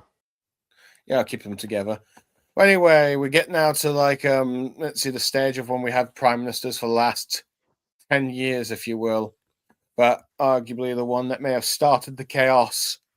David Cameron, arguably, he's the last prime minister to, for some by some miracle, last a full term, and this was with a coalition government, no less. But let's see, that is probably one of the few nicest things you can say about him, except maybe having gay marriage to finally be legalized under his premiership. But everything else, people curse him for, such as austerity, referendums that gave rise to the Scottish nationalism and the SNP, and arguably the EU referendum, which arguably did not go as he planned, and as a result, it's been chaotic for Britain ever since in terms of like the whole Brexit debate. See, I think the Dems actually moderated him in terms of his incompetence. There's nothing. I don't think he's a good prime minister whatsoever. You could talk about his foreign policy. You could talk about towards Libya. You could talk about Afghanistan as well. Utterly terrible. Talk about the economy. The economy is utterly terrible. How it went post financial crisis. We talk about austerity. Utterly terrible decision. How you went about it. We talk about taxes. Time. Utterly terrible policy with taxes. There's not much you can say. Oh, he's done a very good job at. Really. Yeah. A lot of decisions that he made has actually made the country's economy worse in the long term when it comes to austerity. Because use marginal purposes. Yeah. There's a lot of long term pain, and really aimed to help by 2020 to have a public surplus. That's not there. Oh yeah. Yeah, and it was all the rise of the gig economy. Yeah, I don't think he was. I don't think there's much redeeming about him. Oh yeah. Other than I think he was more charismatic than Millipede. Arguably, he's probably one of the most charismatic prime ministers we ever got, which probably helped him secure a second election victory win, if you will. But that and the Lib Dems collapsing, and also Labour collapsing in Scotland. But yeah, yeah, and a lot of accusations of relations to pigs, as Scoreman's putting here. Let's see, saying diamonds should be condemned for their part. Austerity has ruined us. Didn't even provide any short-term gain. Yeah, arguably, I think when he was resigning, and I think when Corbyn was doing his farewell speech, I think he said there were two things that he only ever thought that Cameron did was well. I can't remember one of them, but the other was allowing for gays to be married, which arguably is the only thing I could argue that was done decently with him. Which I suppose you could give him credit for maybe attempting to like modernize the Tories, but that didn't really last long after he sort of like was booted out, I guess, if you will. And and arguably his party went in a direction with the EU that he probably did not agree with. So yeah, Wisconsin unless that count killing thousands of poor disabled people again. Yeah, I'm not going to count that as again, and that is definitely negative. Arguably, the country is facing many crises and problems, which arguably he helped cause, and arguably, long term, his legacy is poor. The only thing you could say is, let's see, he managed to win 2 elections, if you will. Arguably, the last prime minister to win more than 1 election. Let's see as well, but I think he just got lucky with like what was happening with Scotland and the Lib Dems at the time. But yeah, and like you said, might have been toned down by the Liberal Democrats, but they still got the blame, and they've never really recovered in terms of vote share. Seats they have, but not vote share. And also, let's see, it's thanks to him that we had to deal with like years of Brexit divide and all that stuff with the referendum. Though whether or not he should have called it or not, let's say that's up to debate. So yeah, arguably bad or terrible. The only reason I would probably put him maybe more in the bad is because what has happened with Prime Minister after him were much worse in many ways. So No, I think it goes in bad. bad, yeah. At the very least, you could say he's a lot more competent, at least in terms of being a leader, than the other, let's see, prime ministers. But that's not saying much. But yeah, 5p bags for austerity. Oh yeah, I think it's now 20. Thank you, Liberal Democrats. Oh yeah, that's Lib Dems, really. So Theresa May, where should we put her, really? Because, well, as we know, she was the prime minister to take over David Cameron after the Brexit referendum, arguably supported remaining in the EU, but let's see, promised to try and get us out. She was initially regarded as quite popular with the British public, some reviewing her as the second coming of Thatcher. And it didn't probably help that, let's see, the media was portraying Corbyn as like the next Michael Foot, if you will, before they became really harsh in the smears. But yeah, so as a result, let's see, she was getting quite a very strong honeymoon period that she ended up calling a snap election, which she thought she could win easily against Corbyn. But the one thing she underestimated was her own personality and tried to run like a presidential candidate. And as a result, Betsy did some very poor choices in that campaign, allowed Corbyn to have a bit of the breakthrough that he did, resulting in a hung parliament, and then just couldn't really control her party over time, having to rely on the DUP to try and get through government.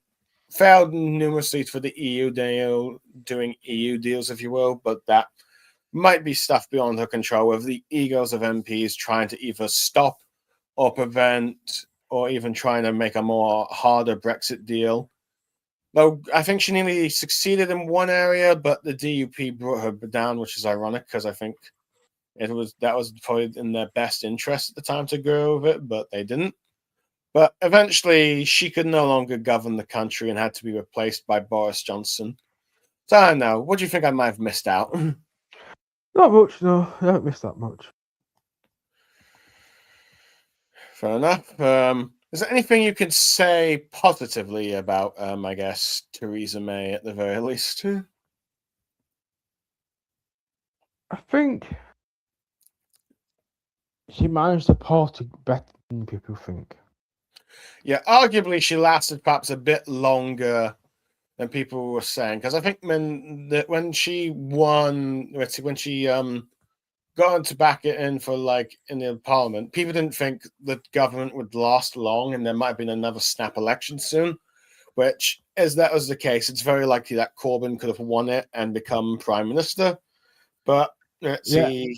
I think she would have done a better job under different circumstances as well. Yeah. If it wasn't done by the EU question.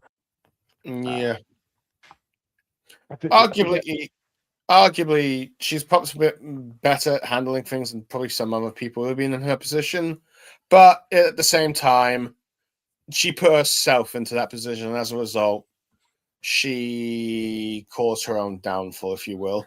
Yeah, she was surrounded by very incompetent gun ministers like Chris Grayling, who were keen loyalists.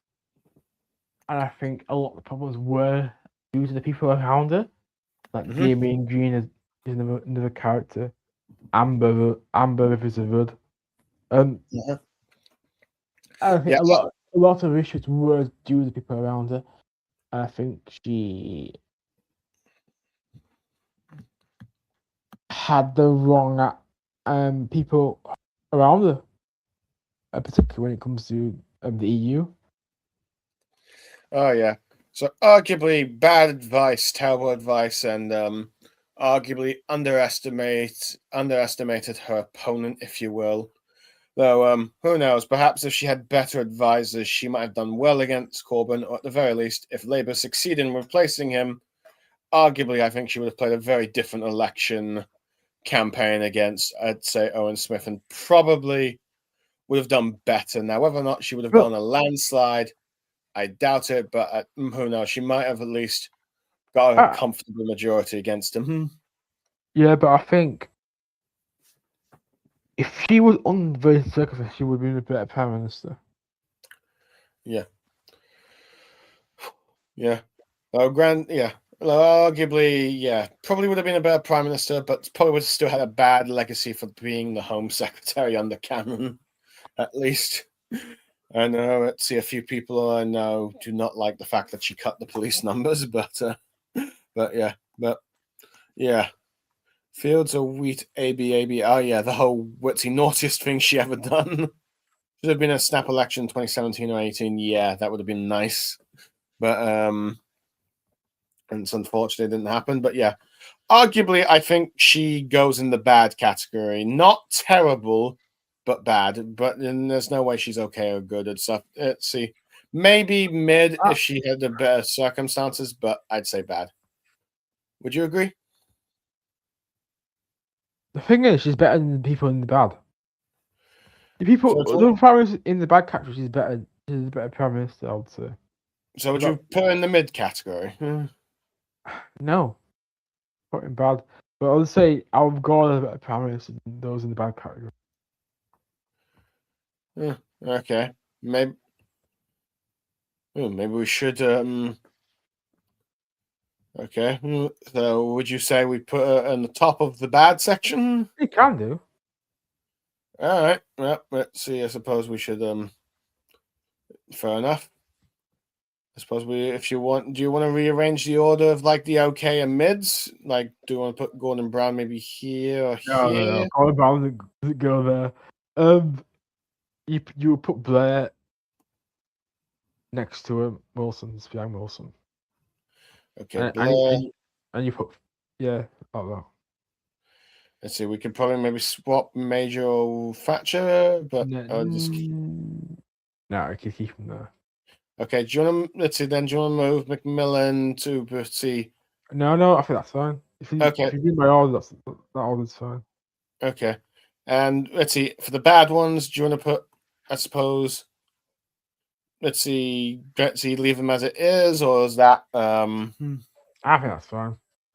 Okay, fair enough. Let's see. So I think we can now go on to like the next Prime Minister, Boris Johnson, perhaps the most. Let's see. Arguably, you could argue one of the most egotistical and perhaps one of the biggest of causing his own downfall. Because otherwise, he might have lasted two long terms, if you would. Heck, you could even argue he might have been prime minister now, if not for his own things. But arguably, the last Tory prime minister to win an election, caused the largest majority since Thatcher.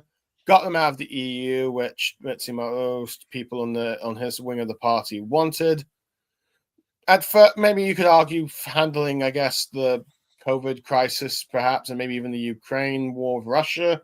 Well, depending on how you want to view it, but end up screwing himself with Partygate and scandal after scandal that he had no choice but to resign. He belongs right at the bottom of the table. Like, if you say he left the EU, okay.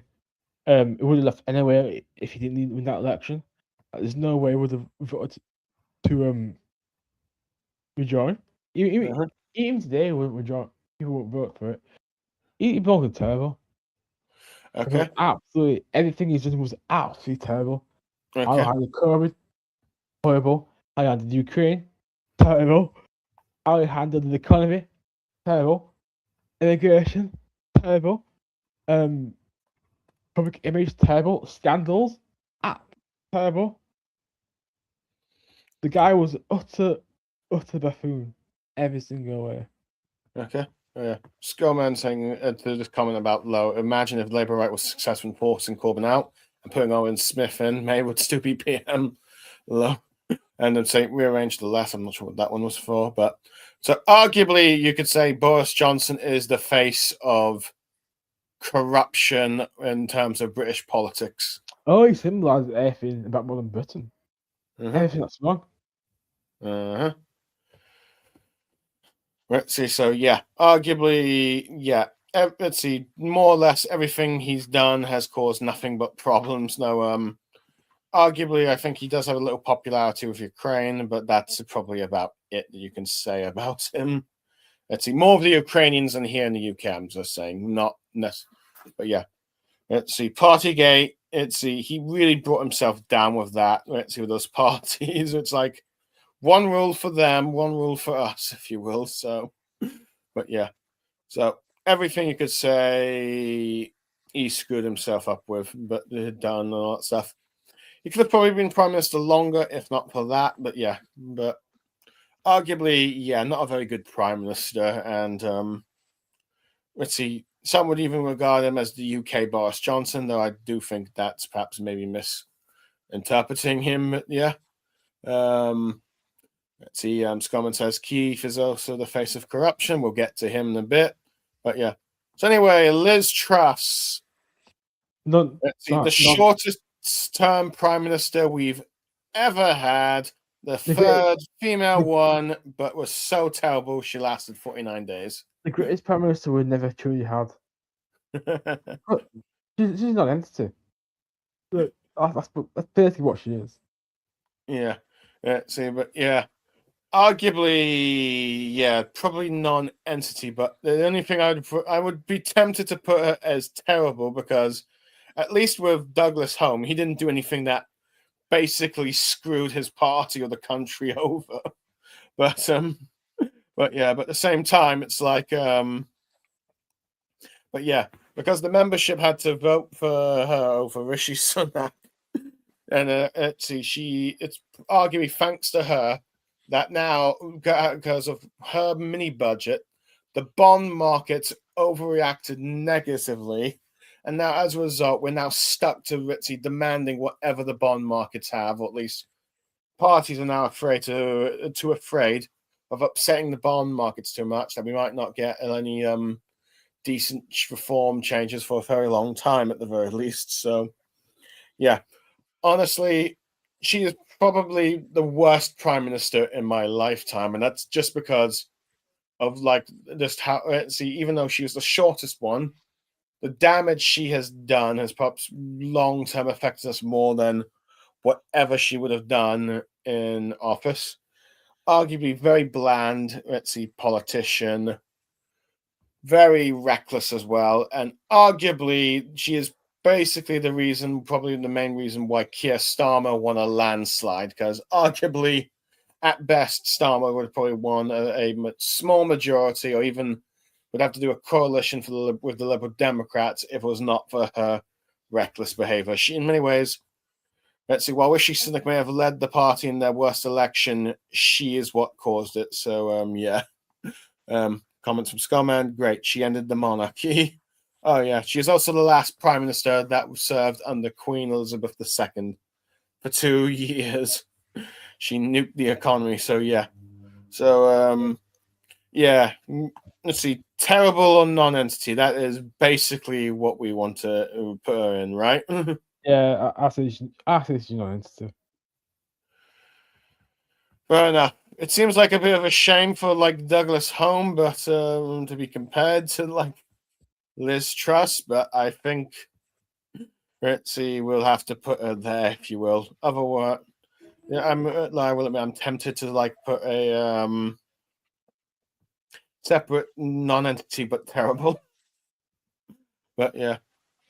But anyway, Rishi Sunak, the last Tory Prime Minister and the first Prime Minister to be a person of colour, if you will. But though I don't think the public cares much about that kind of thing. But yeah, he basically was regarded at one point the natural successor for Johnson, but of course had a falling out with his scandals, quitting as Chancellor, if you will, which many Boris fanboys still blaming for causing his downfall. As a result, became quite unpopular with the membership and ended up being elected by default because the party knew that, okay, anyone else that the party might elect would just cause us more problems. So he's our best shot at basically surviving. So in many ways, Rishi Sunak's fate was already sealed because there's no way. Check if Tom's trying to join. Oh, okay. Tom is rejoining. Hello, Tom. Hello, I've returned. Yeah. Let's see. We had to take it. You had some technical issues that you couldn't really deal with and all that stuff. So, for the time being, I don't know what's going on with all my tech stuff. Like, first I accidentally leave the bullet chat. Now I've got audio issues with this that took ages to resolve. It's a bit of a mess, to be honest. oh yeah. So as you can see, we've done quite a bit of the list here. I'm just curious to see if you agree or disagree with it. We've put good. Let me take a look at it. Right. Okay, starting from top, I agree with Attlee and Churchill. I'm not sure I would put Macmillan in good, to be honest. I mean, I think it depends upon how you really define it. If you're talking like by the standards of a Tory, then yeah, I'd agree he's good. Probably the best Tory Prime Minister we've ever had. But if you're talking about it from an objective point of view, from like a prime ministerial point of view, Macmillan was a bit meh, to be honest. Like, he maintained the post-war consensus, oversaw relatively decent economic growth, and overall managed to fight back against the right-wing impulses of his party that were growing at the time. But he was also but he was also not particularly great when it came to diplomacy. He was the one who basically shackled us to the US after the Suez Crisis instead of following the same route that Charles de Gaulle followed, which has come back to bite us very hard right now.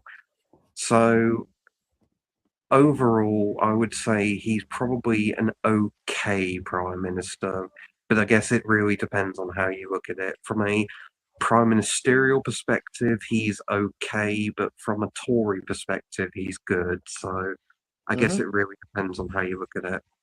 Okay. And what do you make of our okay and mid list? Looking at them, yeah, I would agree with that. I mean, Thatcher is sort of a similar one here with Macmillan because it's like you sort of have to really look at it two ways. Look at it from a sort of your own ideological perspective, then in which case she's terrible. But if you look at it from a prime ministerial perspective, I would probably say she sort of is in the borderline between okay and bad because from in terms of the things that she did, just looking at it from an objective point of view, she didn't have a particularly great start to her premiership. The economic crisis and inflation was a major issue that was ongoing under her. The privatization and deregulation stuff that she did was beginning to go on under her, and it was all pretty bad and bleak. The Tories were massively behind in the polls, and but eventually her fortunes turned around when the Falklands War happened, and that caused her to have the big majority that she then ruled with. And afterwards, you had pretty robust economic growth because of a sugar rush that came from North Sea oil and the initial sugar rush from privatization and the liberalization of the economy. So economic growth in the 1980s was in the late to mid 1980s was pretty robust, especially compared to 1970s. From an international point of view, she was probably the last great power prime minister, like in the sense that she was the last person to be prime minister when Britain was a great power in the world, and the international clout that Britain had was probably the strongest under her. In the post World War II era, because of things like the Falklands, because of her close relationship with Ronald Reagan, um, and interventionist foreign policy. And also, to be fair to her, she wasn't a pushover when it came to foreign affairs. She stood up to people which would be considered completely anathema in today's diplomatic environment. She introduced an arms embargo on Israel when they invaded Lebanon, Oh, and wow.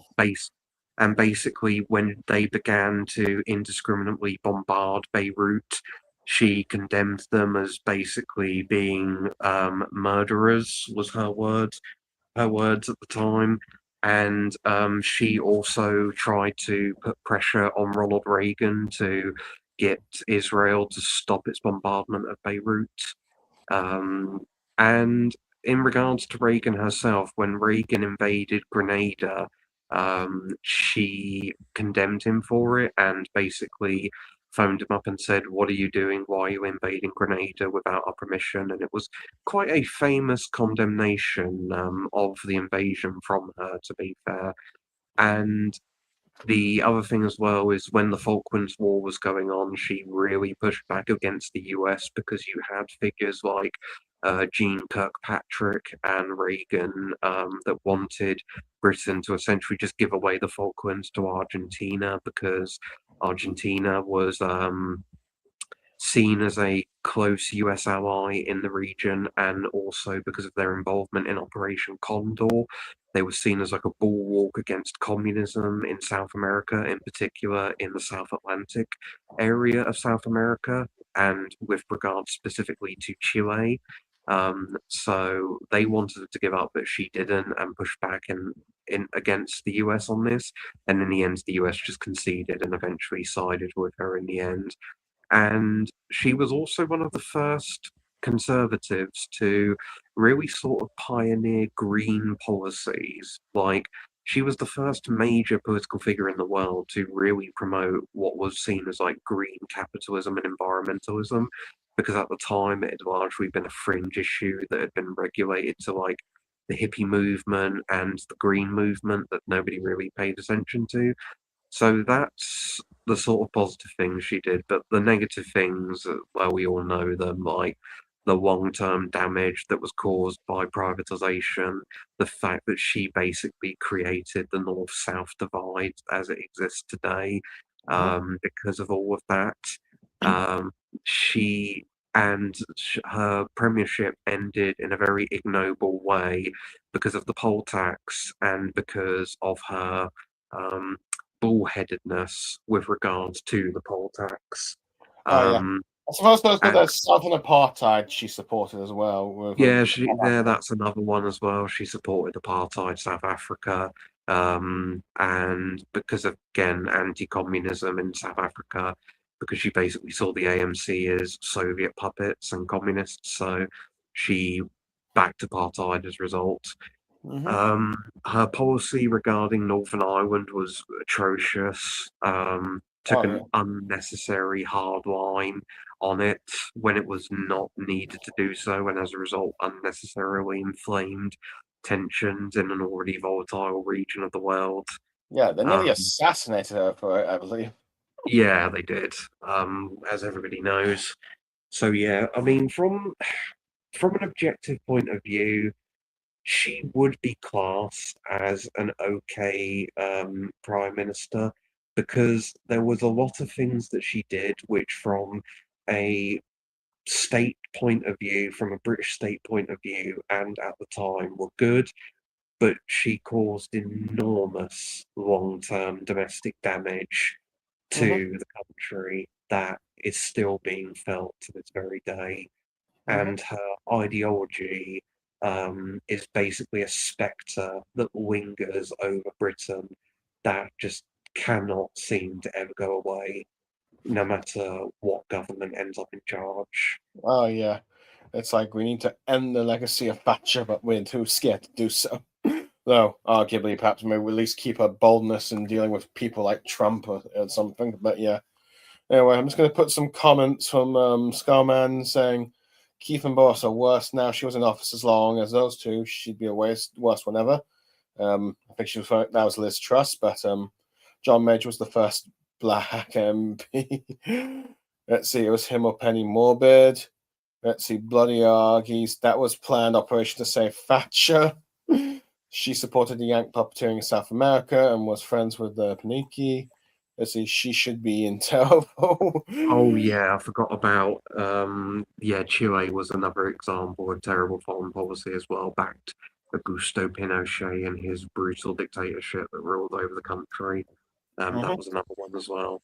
Okay, so yeah, so we've put Thatcher in here. We've got Wilson and Blair probably on the higher end, and Major and Brown on the lower end of the okay and mids. In the bad, we have Theresa May at the top, and then we've got like I think Anthony Eden, Getsy Callahan, and Cameron in the bad. I don't know. No disagreement from me there. Like all four of them were crap prime ministers.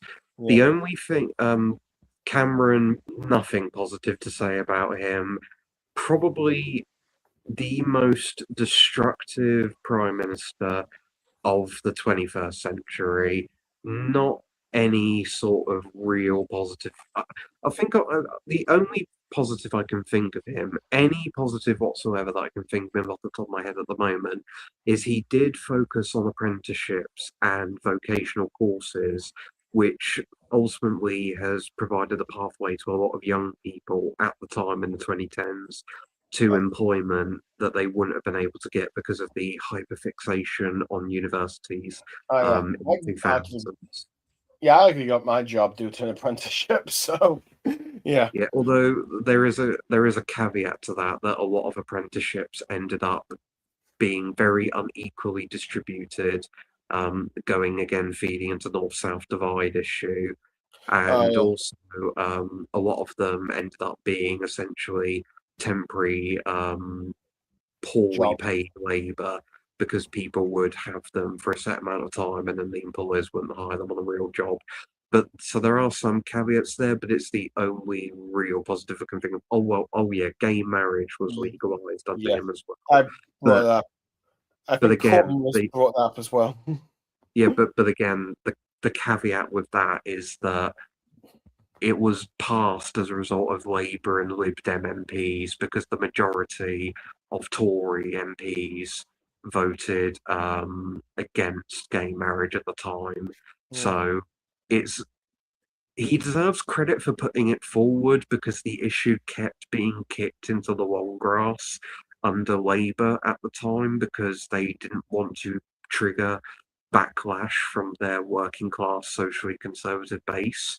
So he deserves credit for finally putting the issue forward into a vote, but he doesn't deserve credit for passing it because the majority of his party was opposed to it being passed. Oh yeah. Yeah. At the very least, it seems most of the country has accepted gay marriage. It's now trans issues that cause the chaos. So go on. That's what always sort of happens with these things is eventually there's initial resistance and then it becomes so embedded over time that people just accept it as the status quo, at least for a substantial generation or two. That's how these things usually go. But that's it. There's no other positives to him apart from gay marriage and apprenticeships, and even then they have caveats. The bad stuff that he did is, well, it's all self-explanatory. Worst GDP per capita growth since the Napoleonic Wars. And no, that's not an exaggeration, that is an actual fact. Like, He was the first prime minister since the Napoleonic Wars to oversee negative GDP per capita growth, which speaks volumes as to how bad his economic policies were. He did austerity, which absolutely gutted state capacity that is being felt now to this very day. He gutted local government, which is why so many councils and local authorities are such dumps to this very day, because they've been starved of funds for such a long time that they cannot carry out basic functions anymore. And what functions they do carry out are now only spent on like two things, which is namely send and elderly social care provision, and that's basically it. Which just gets growing more and more over time. He did Brexit, which led to 3 years of extremely intense polarization that almost ripped the country apart, and then eventually led to the disastrous economic effects that have come with Brexit, with very little, if any, positives whatsoever to come from it. And his international diplomacy was also pretty terrible as well, getting involved in the Libyan war, which turns the country into a complete failed state, tried to get involved in the Syrian civil war, which would have ended up doing the same thing to Syria. Yeah, he was a terrible prime minister, absolutely appallingly bad. Yep, let's see. Arguably, yeah, not a very good one. And arguably, if it wasn't perhaps for many of the others that we're now adding to the list, it probably would be in the terrible section. Which, what do you make Yeah, of what was put so far? the only reason why Cameron is not thought of more harshly than he should be is because every other leader that has come after him has been worse than he is. Yeah, And if it wasn't for that fact, he would be remembered a lot more harshly than he is. But the fact is, but the fact that every single prime minister that's come after him has been not only worse than him, but shorter lived than him in terms of their political premiership is why he's not more despised by the public. oh And yeah, yeah. that's the The biggest last, saving grace he has. yeah, he's the last prime minister to serve a full term. Which, granted, it was under a coalition government, but still. Yes, that's actually the incredible thing. Like, the last prime minister to serve a full term in office was him. He was the last one to do it. And even then, it was only as a result of a coalition government, as you said. The last prime minister to serve a full term in office with being elected with a majority was Tony Blair from 2001 to 2005. Because Yeah, keep in mind, Blair resigned in 2007, halfway through his fourth term, and right. So, Brown didn't win an election and only didn't serve a full term either. So the last prime minister to ever serve a full term in office, whilst having a majority that they won at a general election, was Tony Blair from 2001 to 2005. okay. Yep. So yeah, anyway, I suppose we now go to non-entities. Douglas Home and Liz Truss. Do you think there should be a non-entity, or do you think we should put them in either okay mid or terrible for like Liz Truss? Um, for the to for Douglas Hume, I think it should be non-entity. Liz Truss should definitely be in terrible, like because she just was. Like, I know people would say, "Oh, but she didn't last that long." Well, yeah, she didn't, but the amount of damage she did in that time was utterly remarkable. Like, she came in with a stupid mini budget full of unfunded tax cuts and spending rises in order to pay for the cost of living bills and the energy bills.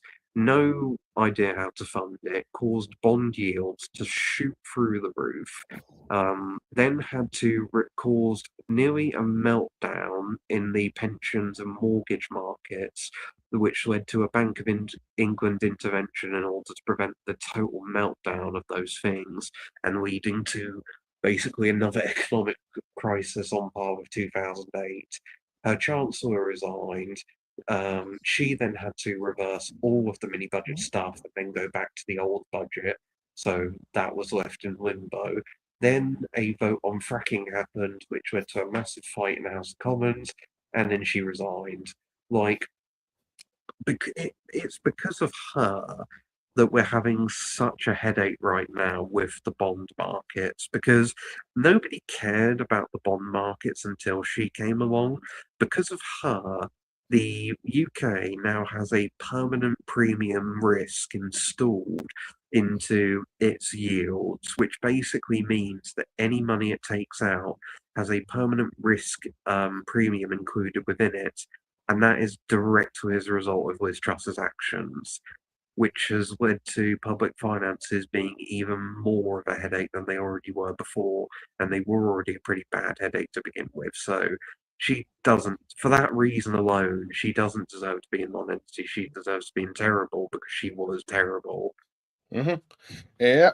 So let's see. Yes, as my friend Scarman says about, let's see, effing trust. But yeah, so yeah, terrible. Let's see. To be fair, I did argue for that, but I think Cameron said non-entity just because of the thing. But yeah, I'd probably put her in terrible.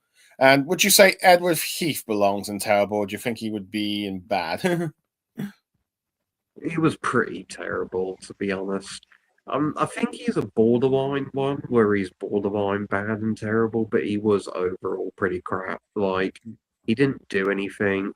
He got Except join the EU. That was it. Yeah, So he basically didn't do anything apart from join the EEC, which led to his party now being permanently stuck with the constant EU, pro-EU, anti-EU division within it.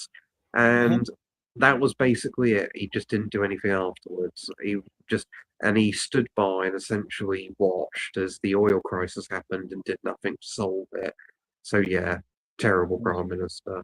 yeah. So anyway, we got Rishi Sun.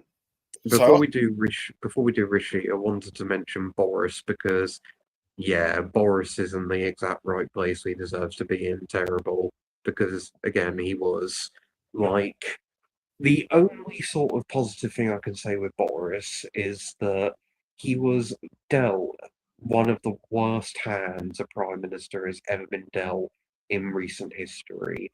COVID, Ukraine war, energy crisis, inflation crisis, breakdown of the international post-World War II international order, and so on and so forth.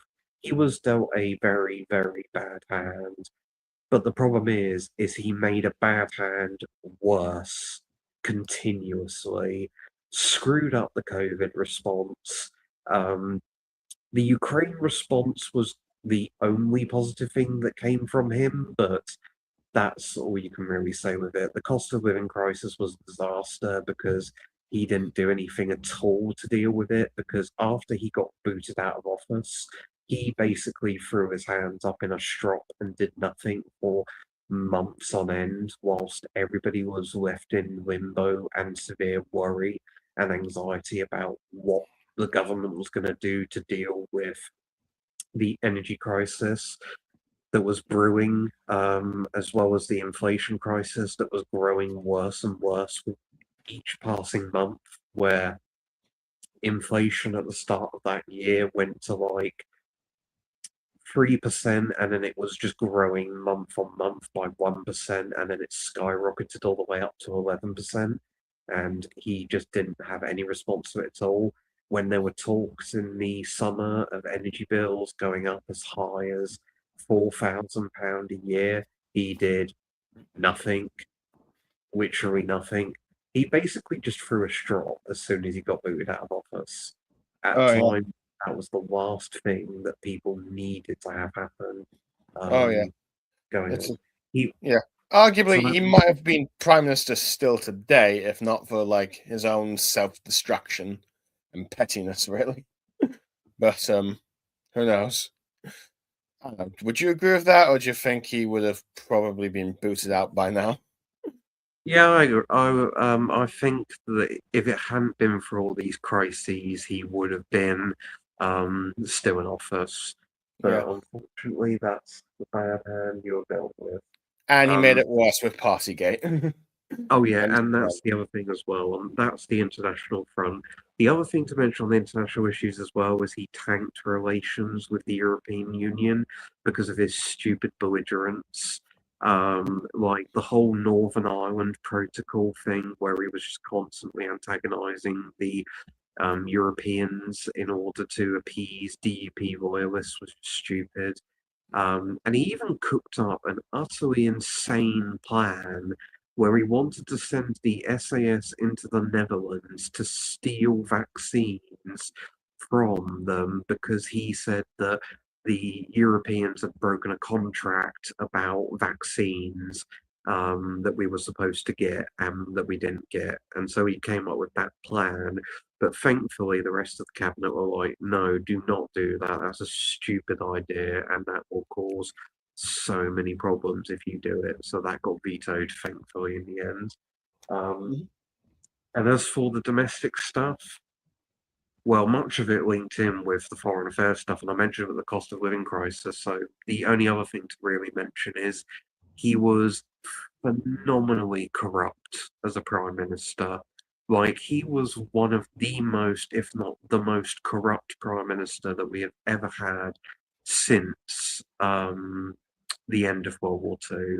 Like the PPE contracts, Partygate, pissing away all of that money on wallpaper and repainting the Prime Minister plane to some grotty old colour that nobody really cared for. PPE contracts to his mates, and all that kind of stuff. The whole affair with Owen Paterson, like he was a phenomenally corrupt prime minister. On like Eastern European levels of corrupt is what he was like. The government that he reminded me of in a lot of ways was, ironically enough, Viktor Orban's government. Like, that's the vibe I got from him at the time when he was in charge. He just reminded me so much of Viktor Orban. Oh yeah, and arguably he probably would have been regarded as Viktor Orban if he lasted longer, but he didn't. It's a Yeah, freaky Akira. She was on that level. Golden Age of Fraud. I remember that. I was insane. So yeah, Boris was arguably terrible. But now I suppose we should go to what people thought was going to be his natural successor, and he apparently double-crossed Boris Johnson by resigning. At least that's what his supporters of Boris, like Nadine Dorris, say. But unfortunately, the party members rejected him in choosing the disaster Liz Truss. So the Tories decided, okay, we need this guy to at least prevent us from being annihilated at the very least. He got in, but no matter what he did, good or bad, his party was doomed next election. But did he help matters or not? Rishi Sunak. How should we rank him?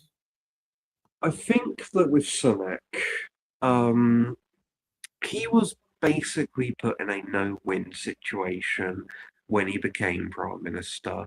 Like he came in as prime minister after Partygate and the constant debacles with Boris Johnson, the mass resignation of ministers that occurred in order to force Boris out. Um, and then he came in, and then the Liz Truss mini budget debacle, all that sort of stuff. He basically came in when the Tories were at their lowest ever point in their party's history, and that combined with how long they had been in, just basically made the public be like, nah, we're done with you, man. As soon as we get a general election, we're going to vote you out no matter what. So he was in a no-win position. Did he help things? Did he help or hint at the Tories in that regard? Um, I think he stopped the Tories from going into utter oblivion. Like, if Truss had been Prime Minister, They would going have been into the like the general, progressive Canadians, basically. yeah, they would basically have ended up with as many seats as the Lib Dems got. So he saved the Tories from being utterly destroyed as a political force.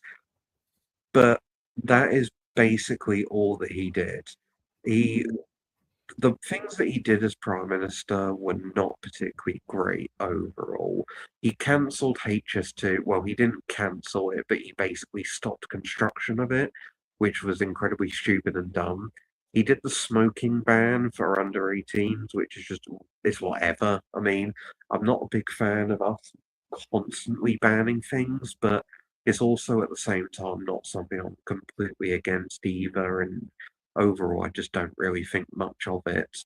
Um, and he spent far too much time abroad whilst the country's domestic problems were getting worse. And he basically tried to screw over the incumbent government by leaving them a big black hole in public finances for them to deal with in order to handicap them. And he also ran one of the worst election campaigns basically in the history of democracy. Like his election campaign for the 2024 general election was a masterclass in how not to run a political campaign. Yeah. Like every single thing that could have gone wrong in that campaign ended up going wrong with him in the end. To a point where at times people were speculating that he was trying to deliberately throw the election so that the Tories would not have to deal with the mess that the country was going to be in the next 5 years and just pass it on to Labour instead. That's how bad his campaign was at the time. But overall, he wasn't an absolutely destructive force like David Cameron or Boris Johnson or especially Liz Truss were. So I'd probably say he was a bad prime minister, all things considered. Yeah, arguably that's probably the nicest thing you can say about him. It's in a sense, it's arguably. Would you put him next to Theresa May, or would you put him more down here, or I don't know. I'm thinking maybe here just to be generous. I mean, he lasted less than May. He was arguably the first person of color to become prime minister, I guess, if you care about that stuff. But I think most people don't really. But arguably, he prevented the party from annihilation, but also he didn't help them with the general election. And arguably, he probably should have waited for Nigel Farage to permanently have gone to the US. So reform didn't actually get him as leader during the election. So who knows? That might have done his party some better favors, but arguably, yeah, he prevented the party from being annihilated. So bad. So maybe just next to May, unless you think Anthony Eden and Callaghan were better prime ministers than him. I don't know. What do you think, Tom? What about you, Cameron? You haven't said a thing for a while. So I'm still here. Yeah. What do you think? Bad next to May, between Anthony Eden and Callaghan, or between Callaghan and Cameron? I think Sunak's a weird one to press. You can't say. Really put him next to me. I think if it was prime minister in different circumstances, it could have been better than it actually was. Mm-hmm. Say with Theresa May. Okay. What do you think, Tom? Should we put him here next to May, or do you think we should put him next to Cameron? We did highest foreign sec.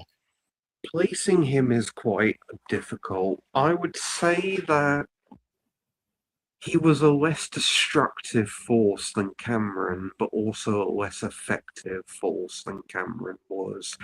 With Theresa May, it's just a difficult one because May's time was so unique, given the fact that she was the Brexit Prime Minister, so she couldn't really do much domestically as a result of that. I think his placement is probably there, right in the middle, basically, of the bad prime ministers. He was a less destructive but less effective force than Cameron. May is a difficult one to compare him to because of the fact that her premiership was so dominated by Brexit. He was obviously better than Liz Truss, because it's hard not to be. and he wasn't a corrupt shit of a man like Boris Johnson was. So, yeah, I think him being in the middle of the bad prime ministers is probably the best place to put him. Okay, and now we get to the final prime minister of the time of this stream. Though granted, to Ritzy, we're 15 minutes into where Andy Bannon officially becomes prime minister. Is Keir Starmer. Let's see, the seventh overall Labour prime minister, the one who took over, Labour leader who took over after Corbyn, arguably purging the left of the party, arguably being a ritzy, boring, and uncharismatic, that he lost the first local elections to Johnson. But thanks to Johnson's scandals and Liz Truss scandals, he was guaranteed to win no matter what, and ended up as a result regarding having Labour's second largest majority landslide victory in history, but only really got that circumstances because reform split the Tory vote really. And also just everyone was against the Tories, so they didn't vote. The Tory vote collapsed basically and didn't really recover much, and even got less vote share than Corbyn did in both people voting for him than Corbyn did in both his elections, including the infamous 2019, and immediately kind of pissed off the country, if you will, that he became incredibly hated to the point that Labour eventually lost their original heartlands, that people decided this man needs to go, as well as numerous scandals of his government. So, yeah, and probably be regarded as the worst prime minister post-war, if not for Liz Truss. But I don't know. I suppose we should let you guys say what you have to say about Keir Starmer. It's a kind of a tough one because judging a prime minister by that is so recent is always going to be difficult because time eventually will produce a different outcome. I mean, as we've seen from our recent prime ministers, but as of now, as he's basically 12 hours away from not being prime minister, because he's going to resign in the next 12 hours. Looking back on it, I would say that he is sort of a borderline between bad and terrible, because when I think of Starmer, the number one word that comes to mind is basically failure. And the other words that come to mind is wasted potential, because he won a staggering majority. Like, the prime ministers of the 20th century would have done so many things in order to get even a majority as half as big as what he got, because of the amount of things that they would have been done and the vision that they would have had and the ability to execute it with that majority. So he should have realized that fact, but instead you had this massive majority and he just wasted it, like completely and utterly wasted it. Not a single bit of radical legislation or vision or program whatsoever whilst being in. And as a result of that, you had a country and a party that was adrift, going from one crisis to the next during their entire time in government, and so many utterly unforced errors as well. From a domestic policy point of view, the good that he did, because there was some good that did come out from him being Prime Minister, as small as it was, he did do things like the Workers' Rights Act, the Renters' Rights Act. He did put up the minimum wage, etc. But there was also plenty of bad domestically as well. His attempt to try and cut welfare in a very Tory manner being done to balance the books and nothing else was awful. and not the kind of thing that a Labour Prime Minister should really be doing. The winter fuel allowance, whilst from an objective point of view, is something that should have been done, it wasn't the best of ideas to make that your very first policy when you get into government, especially after 14 years in opposition. That's honestly something, in my opinion, that they should have done at the budget, or they should have done it for next year's budget. It shouldn't have been the very first thing that they did, because it just set such a bad tone from the beginning onwards. And it also completely defeated the whole narrative of change, because people voted Labour to not go back to the era of cutting everything in sight. So the very first major policy that you announced being a cut just doesn't send the right message to people. It was basically a situation where it was good policy but terrible PR.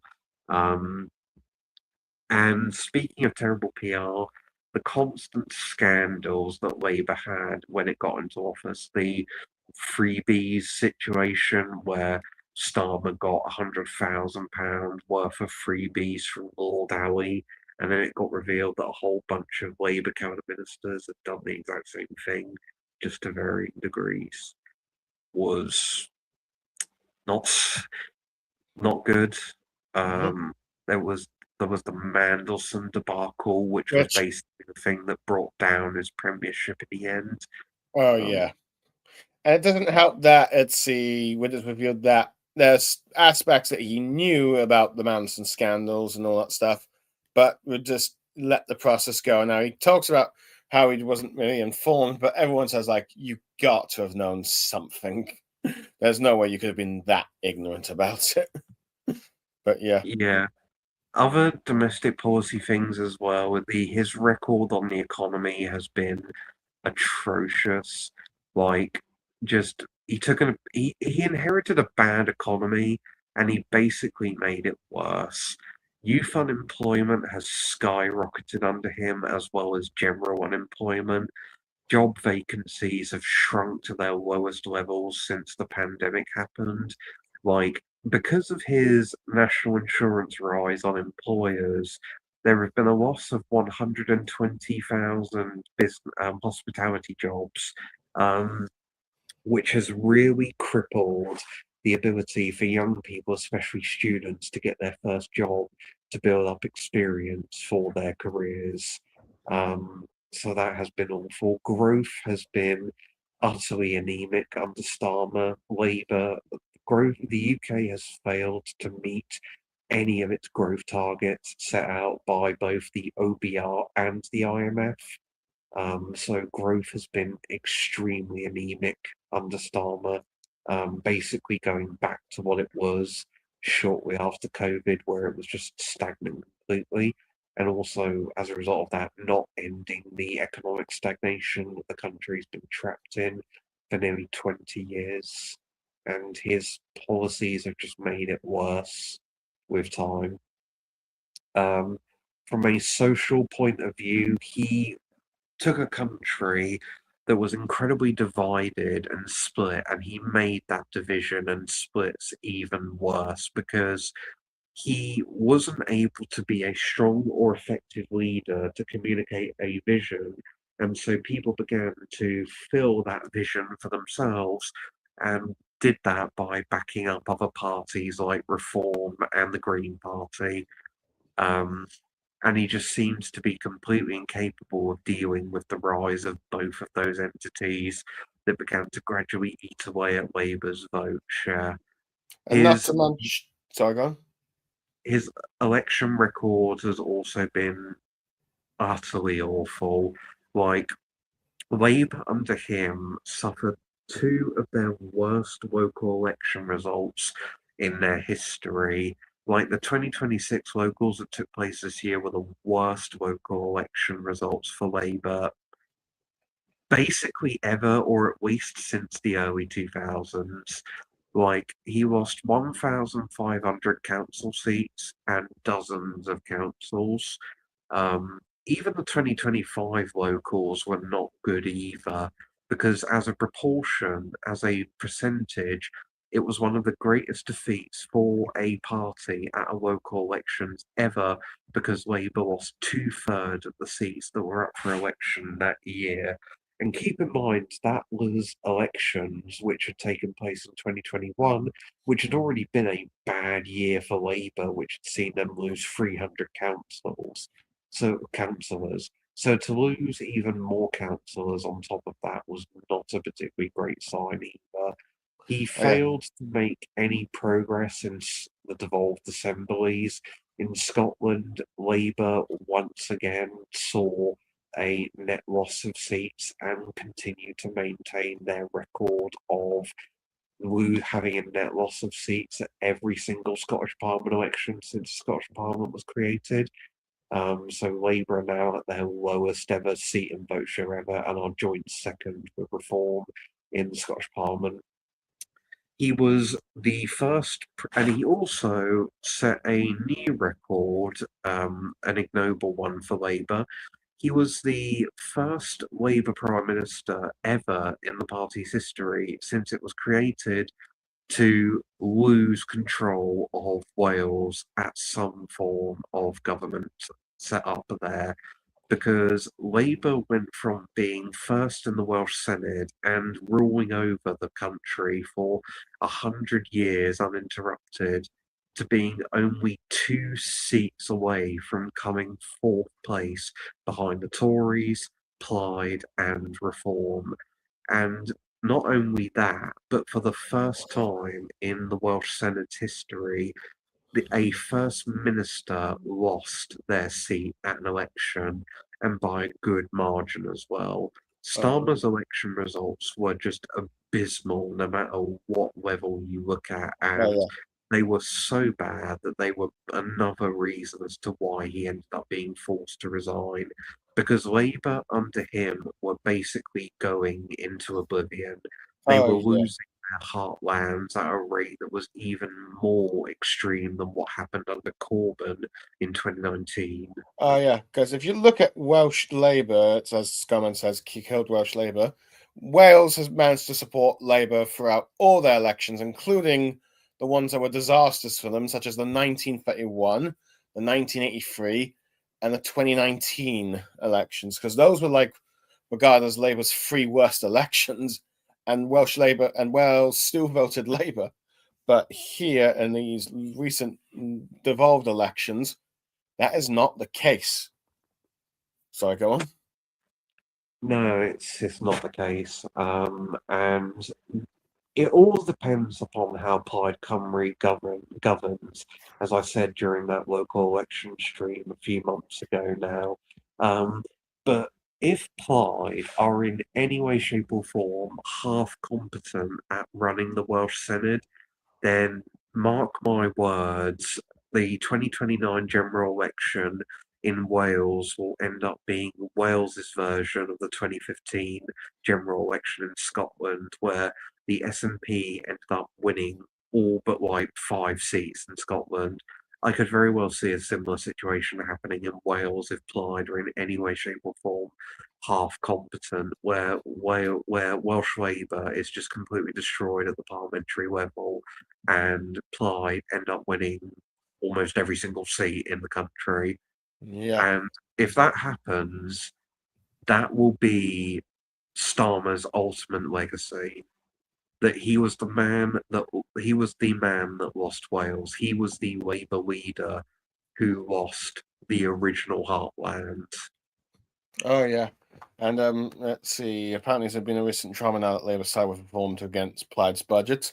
And I'd probably say if it wasn't for the fact that, as Scummon said, Mandy Gates should have been Keith down. He held on way too long. And it's arguably because people were waiting for the local election results because they didn't want to give whatever new leader to take over deal with that kind of loss. But yeah, Starmer's to blame for that.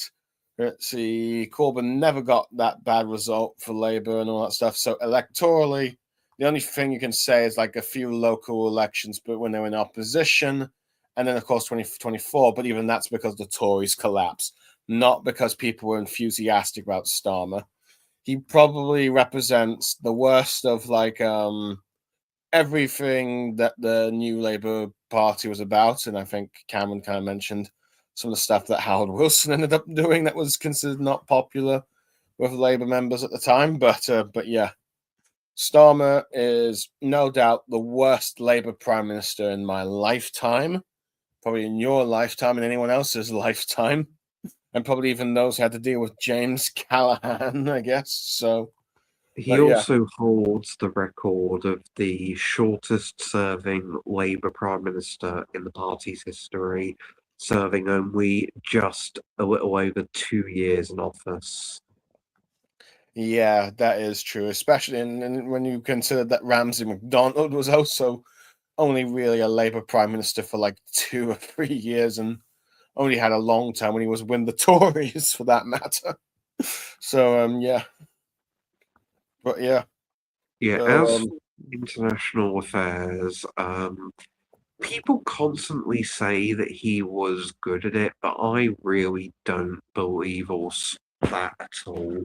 Like, there were some good things that he did, like he mended relations, or at least smoothed over relations with Europe after the Tories had run our relationship with Europe straight into the ground at Mach 2 speed. Um, but other than that, it was just really, just like his domestic affairs, incredibly lackluster. And honestly, in some ways, his international policy was worse than even his domestic policy. And the reason I say that is because he did a lot of terrible things at the international level, like his groveling to Trump was just so absurd and yeah. ridiculous.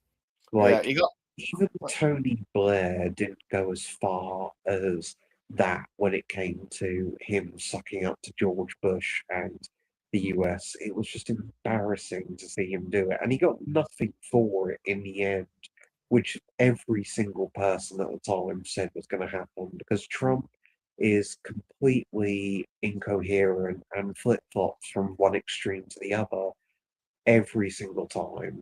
So he was never going to be fully on Starmer's side from beginning to end. So why he decided to suck up to him at every possible opportunity instead of doing what Mark Carney in Canada had done is utterly beyond me. It was such a stupid thing to do, and they got nothing out of it in the end.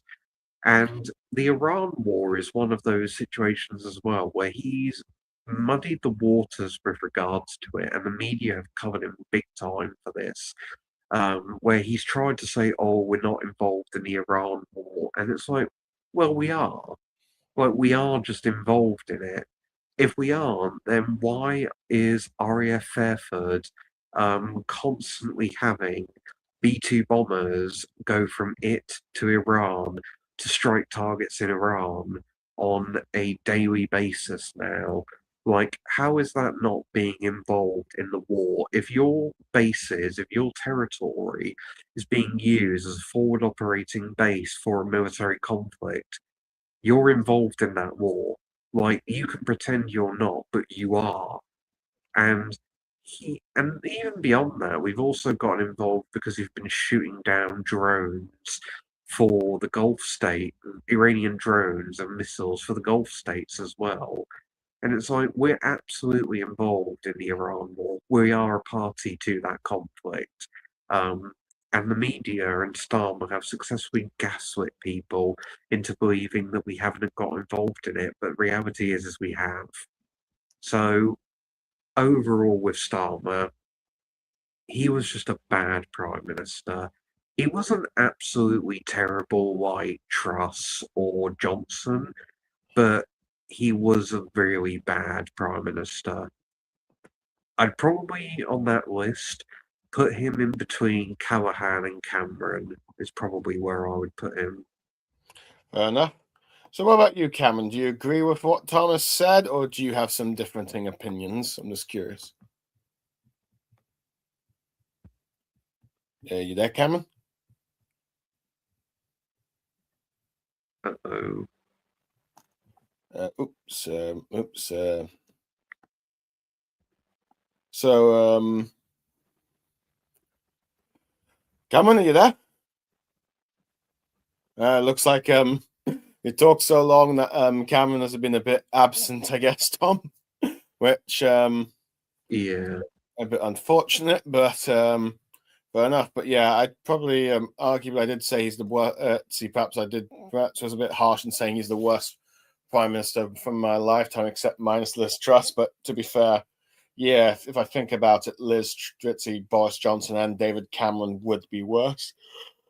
But he is definitely the worst Labour Prime Minister in my lifetime, and I don't see anyone being worse, except maybe, I guess, if West Streeting somehow becomes PM. But or some other Labour rightoid, if you will. But Well, we've still got Andy Burnham to be Prime Minister, so you never know what will happen.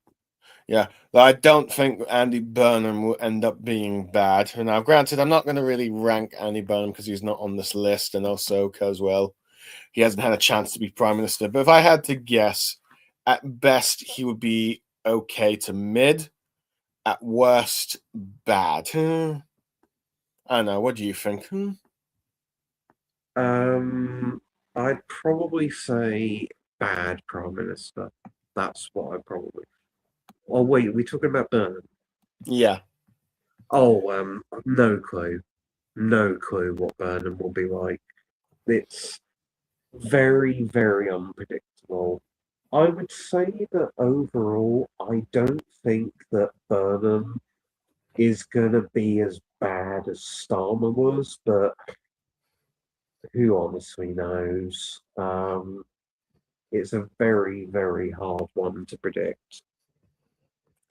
Yeah, we'd probably have to wait about at least probably the next election at the very least to maybe determine if he, depending on, though granted, if he ends up winning that election. I guess we still have to wait a bit longer until he goes properly. But I think the period of time between now and the end of the year will probably give us an indication as to what Burnham is going to be like. At the very least, we're not going to go.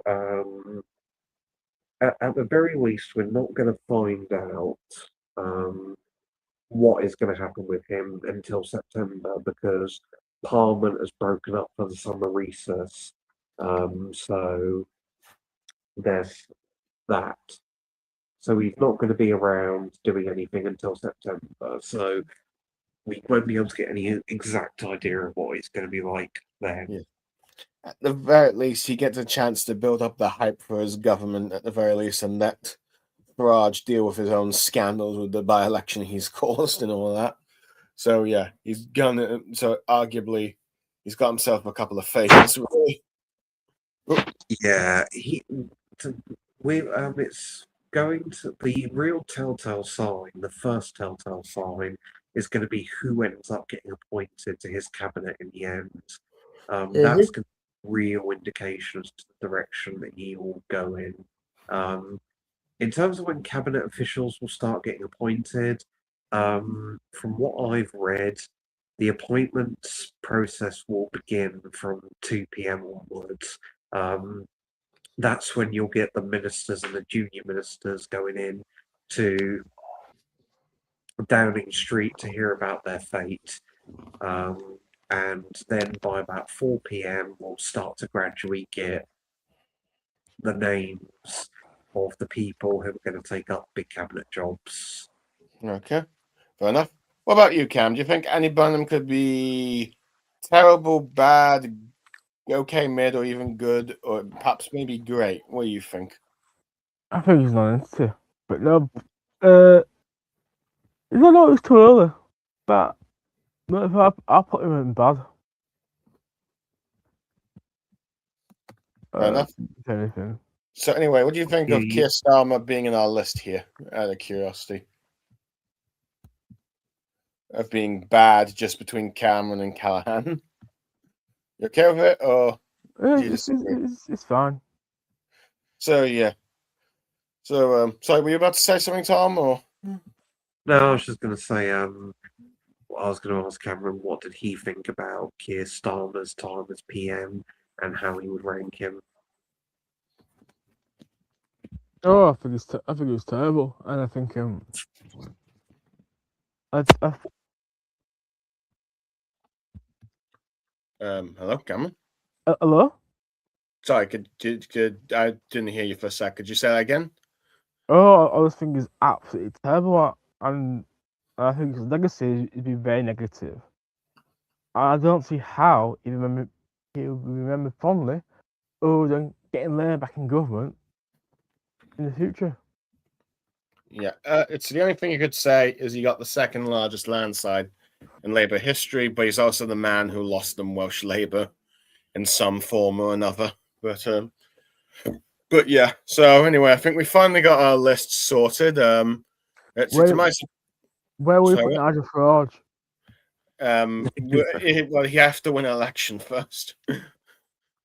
Let's see, general election first. But if I had to, I'd probably put him in terrible or bad because I assume he's not going to, let's see, last long in the job and end up just being throwing in utter chaos for the country. I don't know. What do you think, Tom? If Farage became PM, you'd put him as terrible?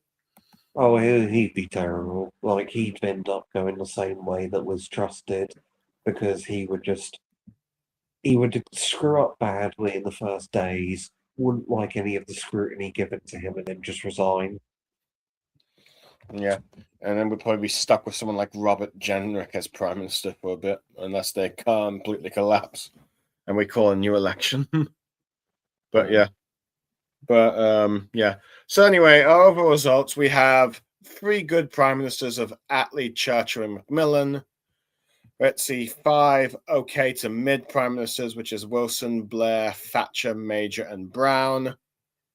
6 bad Prime Ministers with Theresa May, Anthony Eden, Rishi Sunak, James Callaghan, Keir Starmer, and David Cameron. And 3 terrible Prime Ministers with Edward Heath, Boris Johnson, and Liz Truss, and 1 non-entity with Douglas Holmes because he served less than a year and didn't really do much with it except lose to Howard Wilson. I think they were bound to lose that election regardless of who was leader. So yeah. Which, unfortunately, no great prime ministers. The closest I would probably say is Clement Attlee, but we just decided that he'd be good just because he screwed up a lot on foreign policy and rations. So, and that took into account of his premiership. But yeah, so arguably, arguably, we've only had really 3 good prime ministers with maybe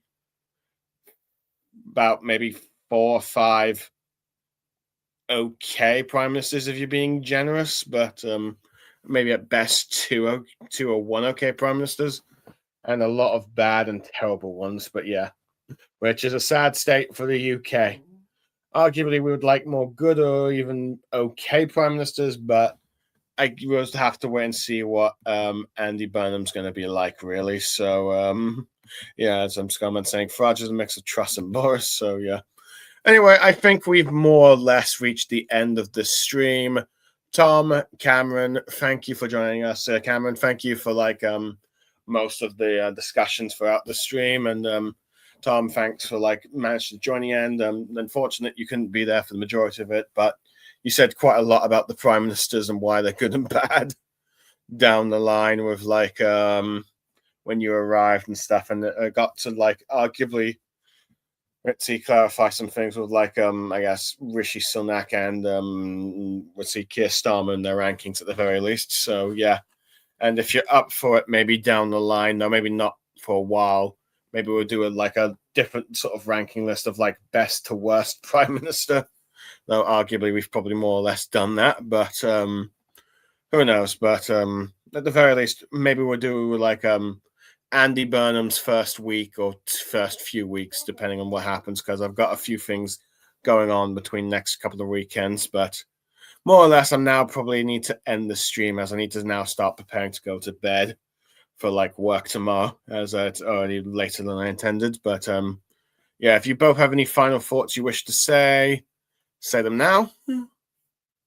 Only really a couple. Basically, the final thoughts I have is that we enter another new chapter of politics with Andy Burnham becoming our Prime Minister in the next couple of hours.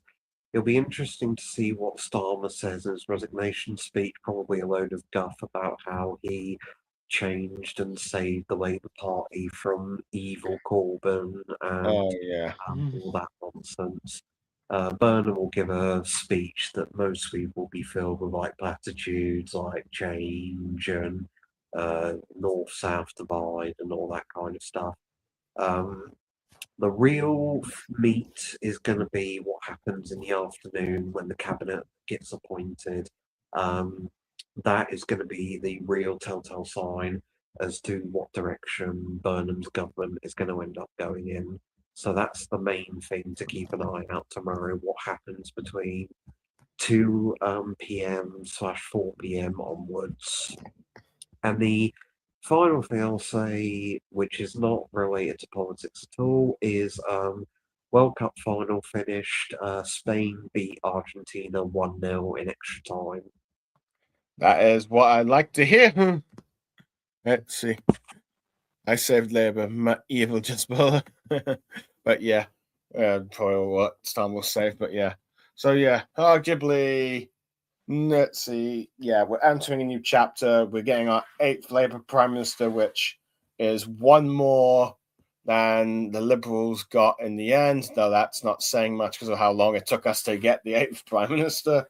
And arguably, we should probably be in our 10th or even 11th one now. But yeah, who knows? We guess we'll see the best of luck to Burnham and see if he manages to avoid making it poor into this list. But I'm Cooperman257, and this is Tom and Cameron, unless they want to say their names before signing off. Cameron, you there, or you just I'm there. Okay. Would you like to say your last few words before we sign off, or? No. All right. That's it. Yeah. Let's see. Skullman, let's see. Thank you for joining us. I hope you have a good night's sleep. And I think Dan was on here, or Paul TD was on here a little bit earlier, but I think he ended up leaving. But nevertheless, for those who end up listening to this, listening to this podcast or stream, if you will, about the tiers of prime ministers, I hope you enjoyed what we had to say. Do you agree with our list or do you disagree? But for now, we are signing off. Thank you, everyone, and goodbye. Goodbye.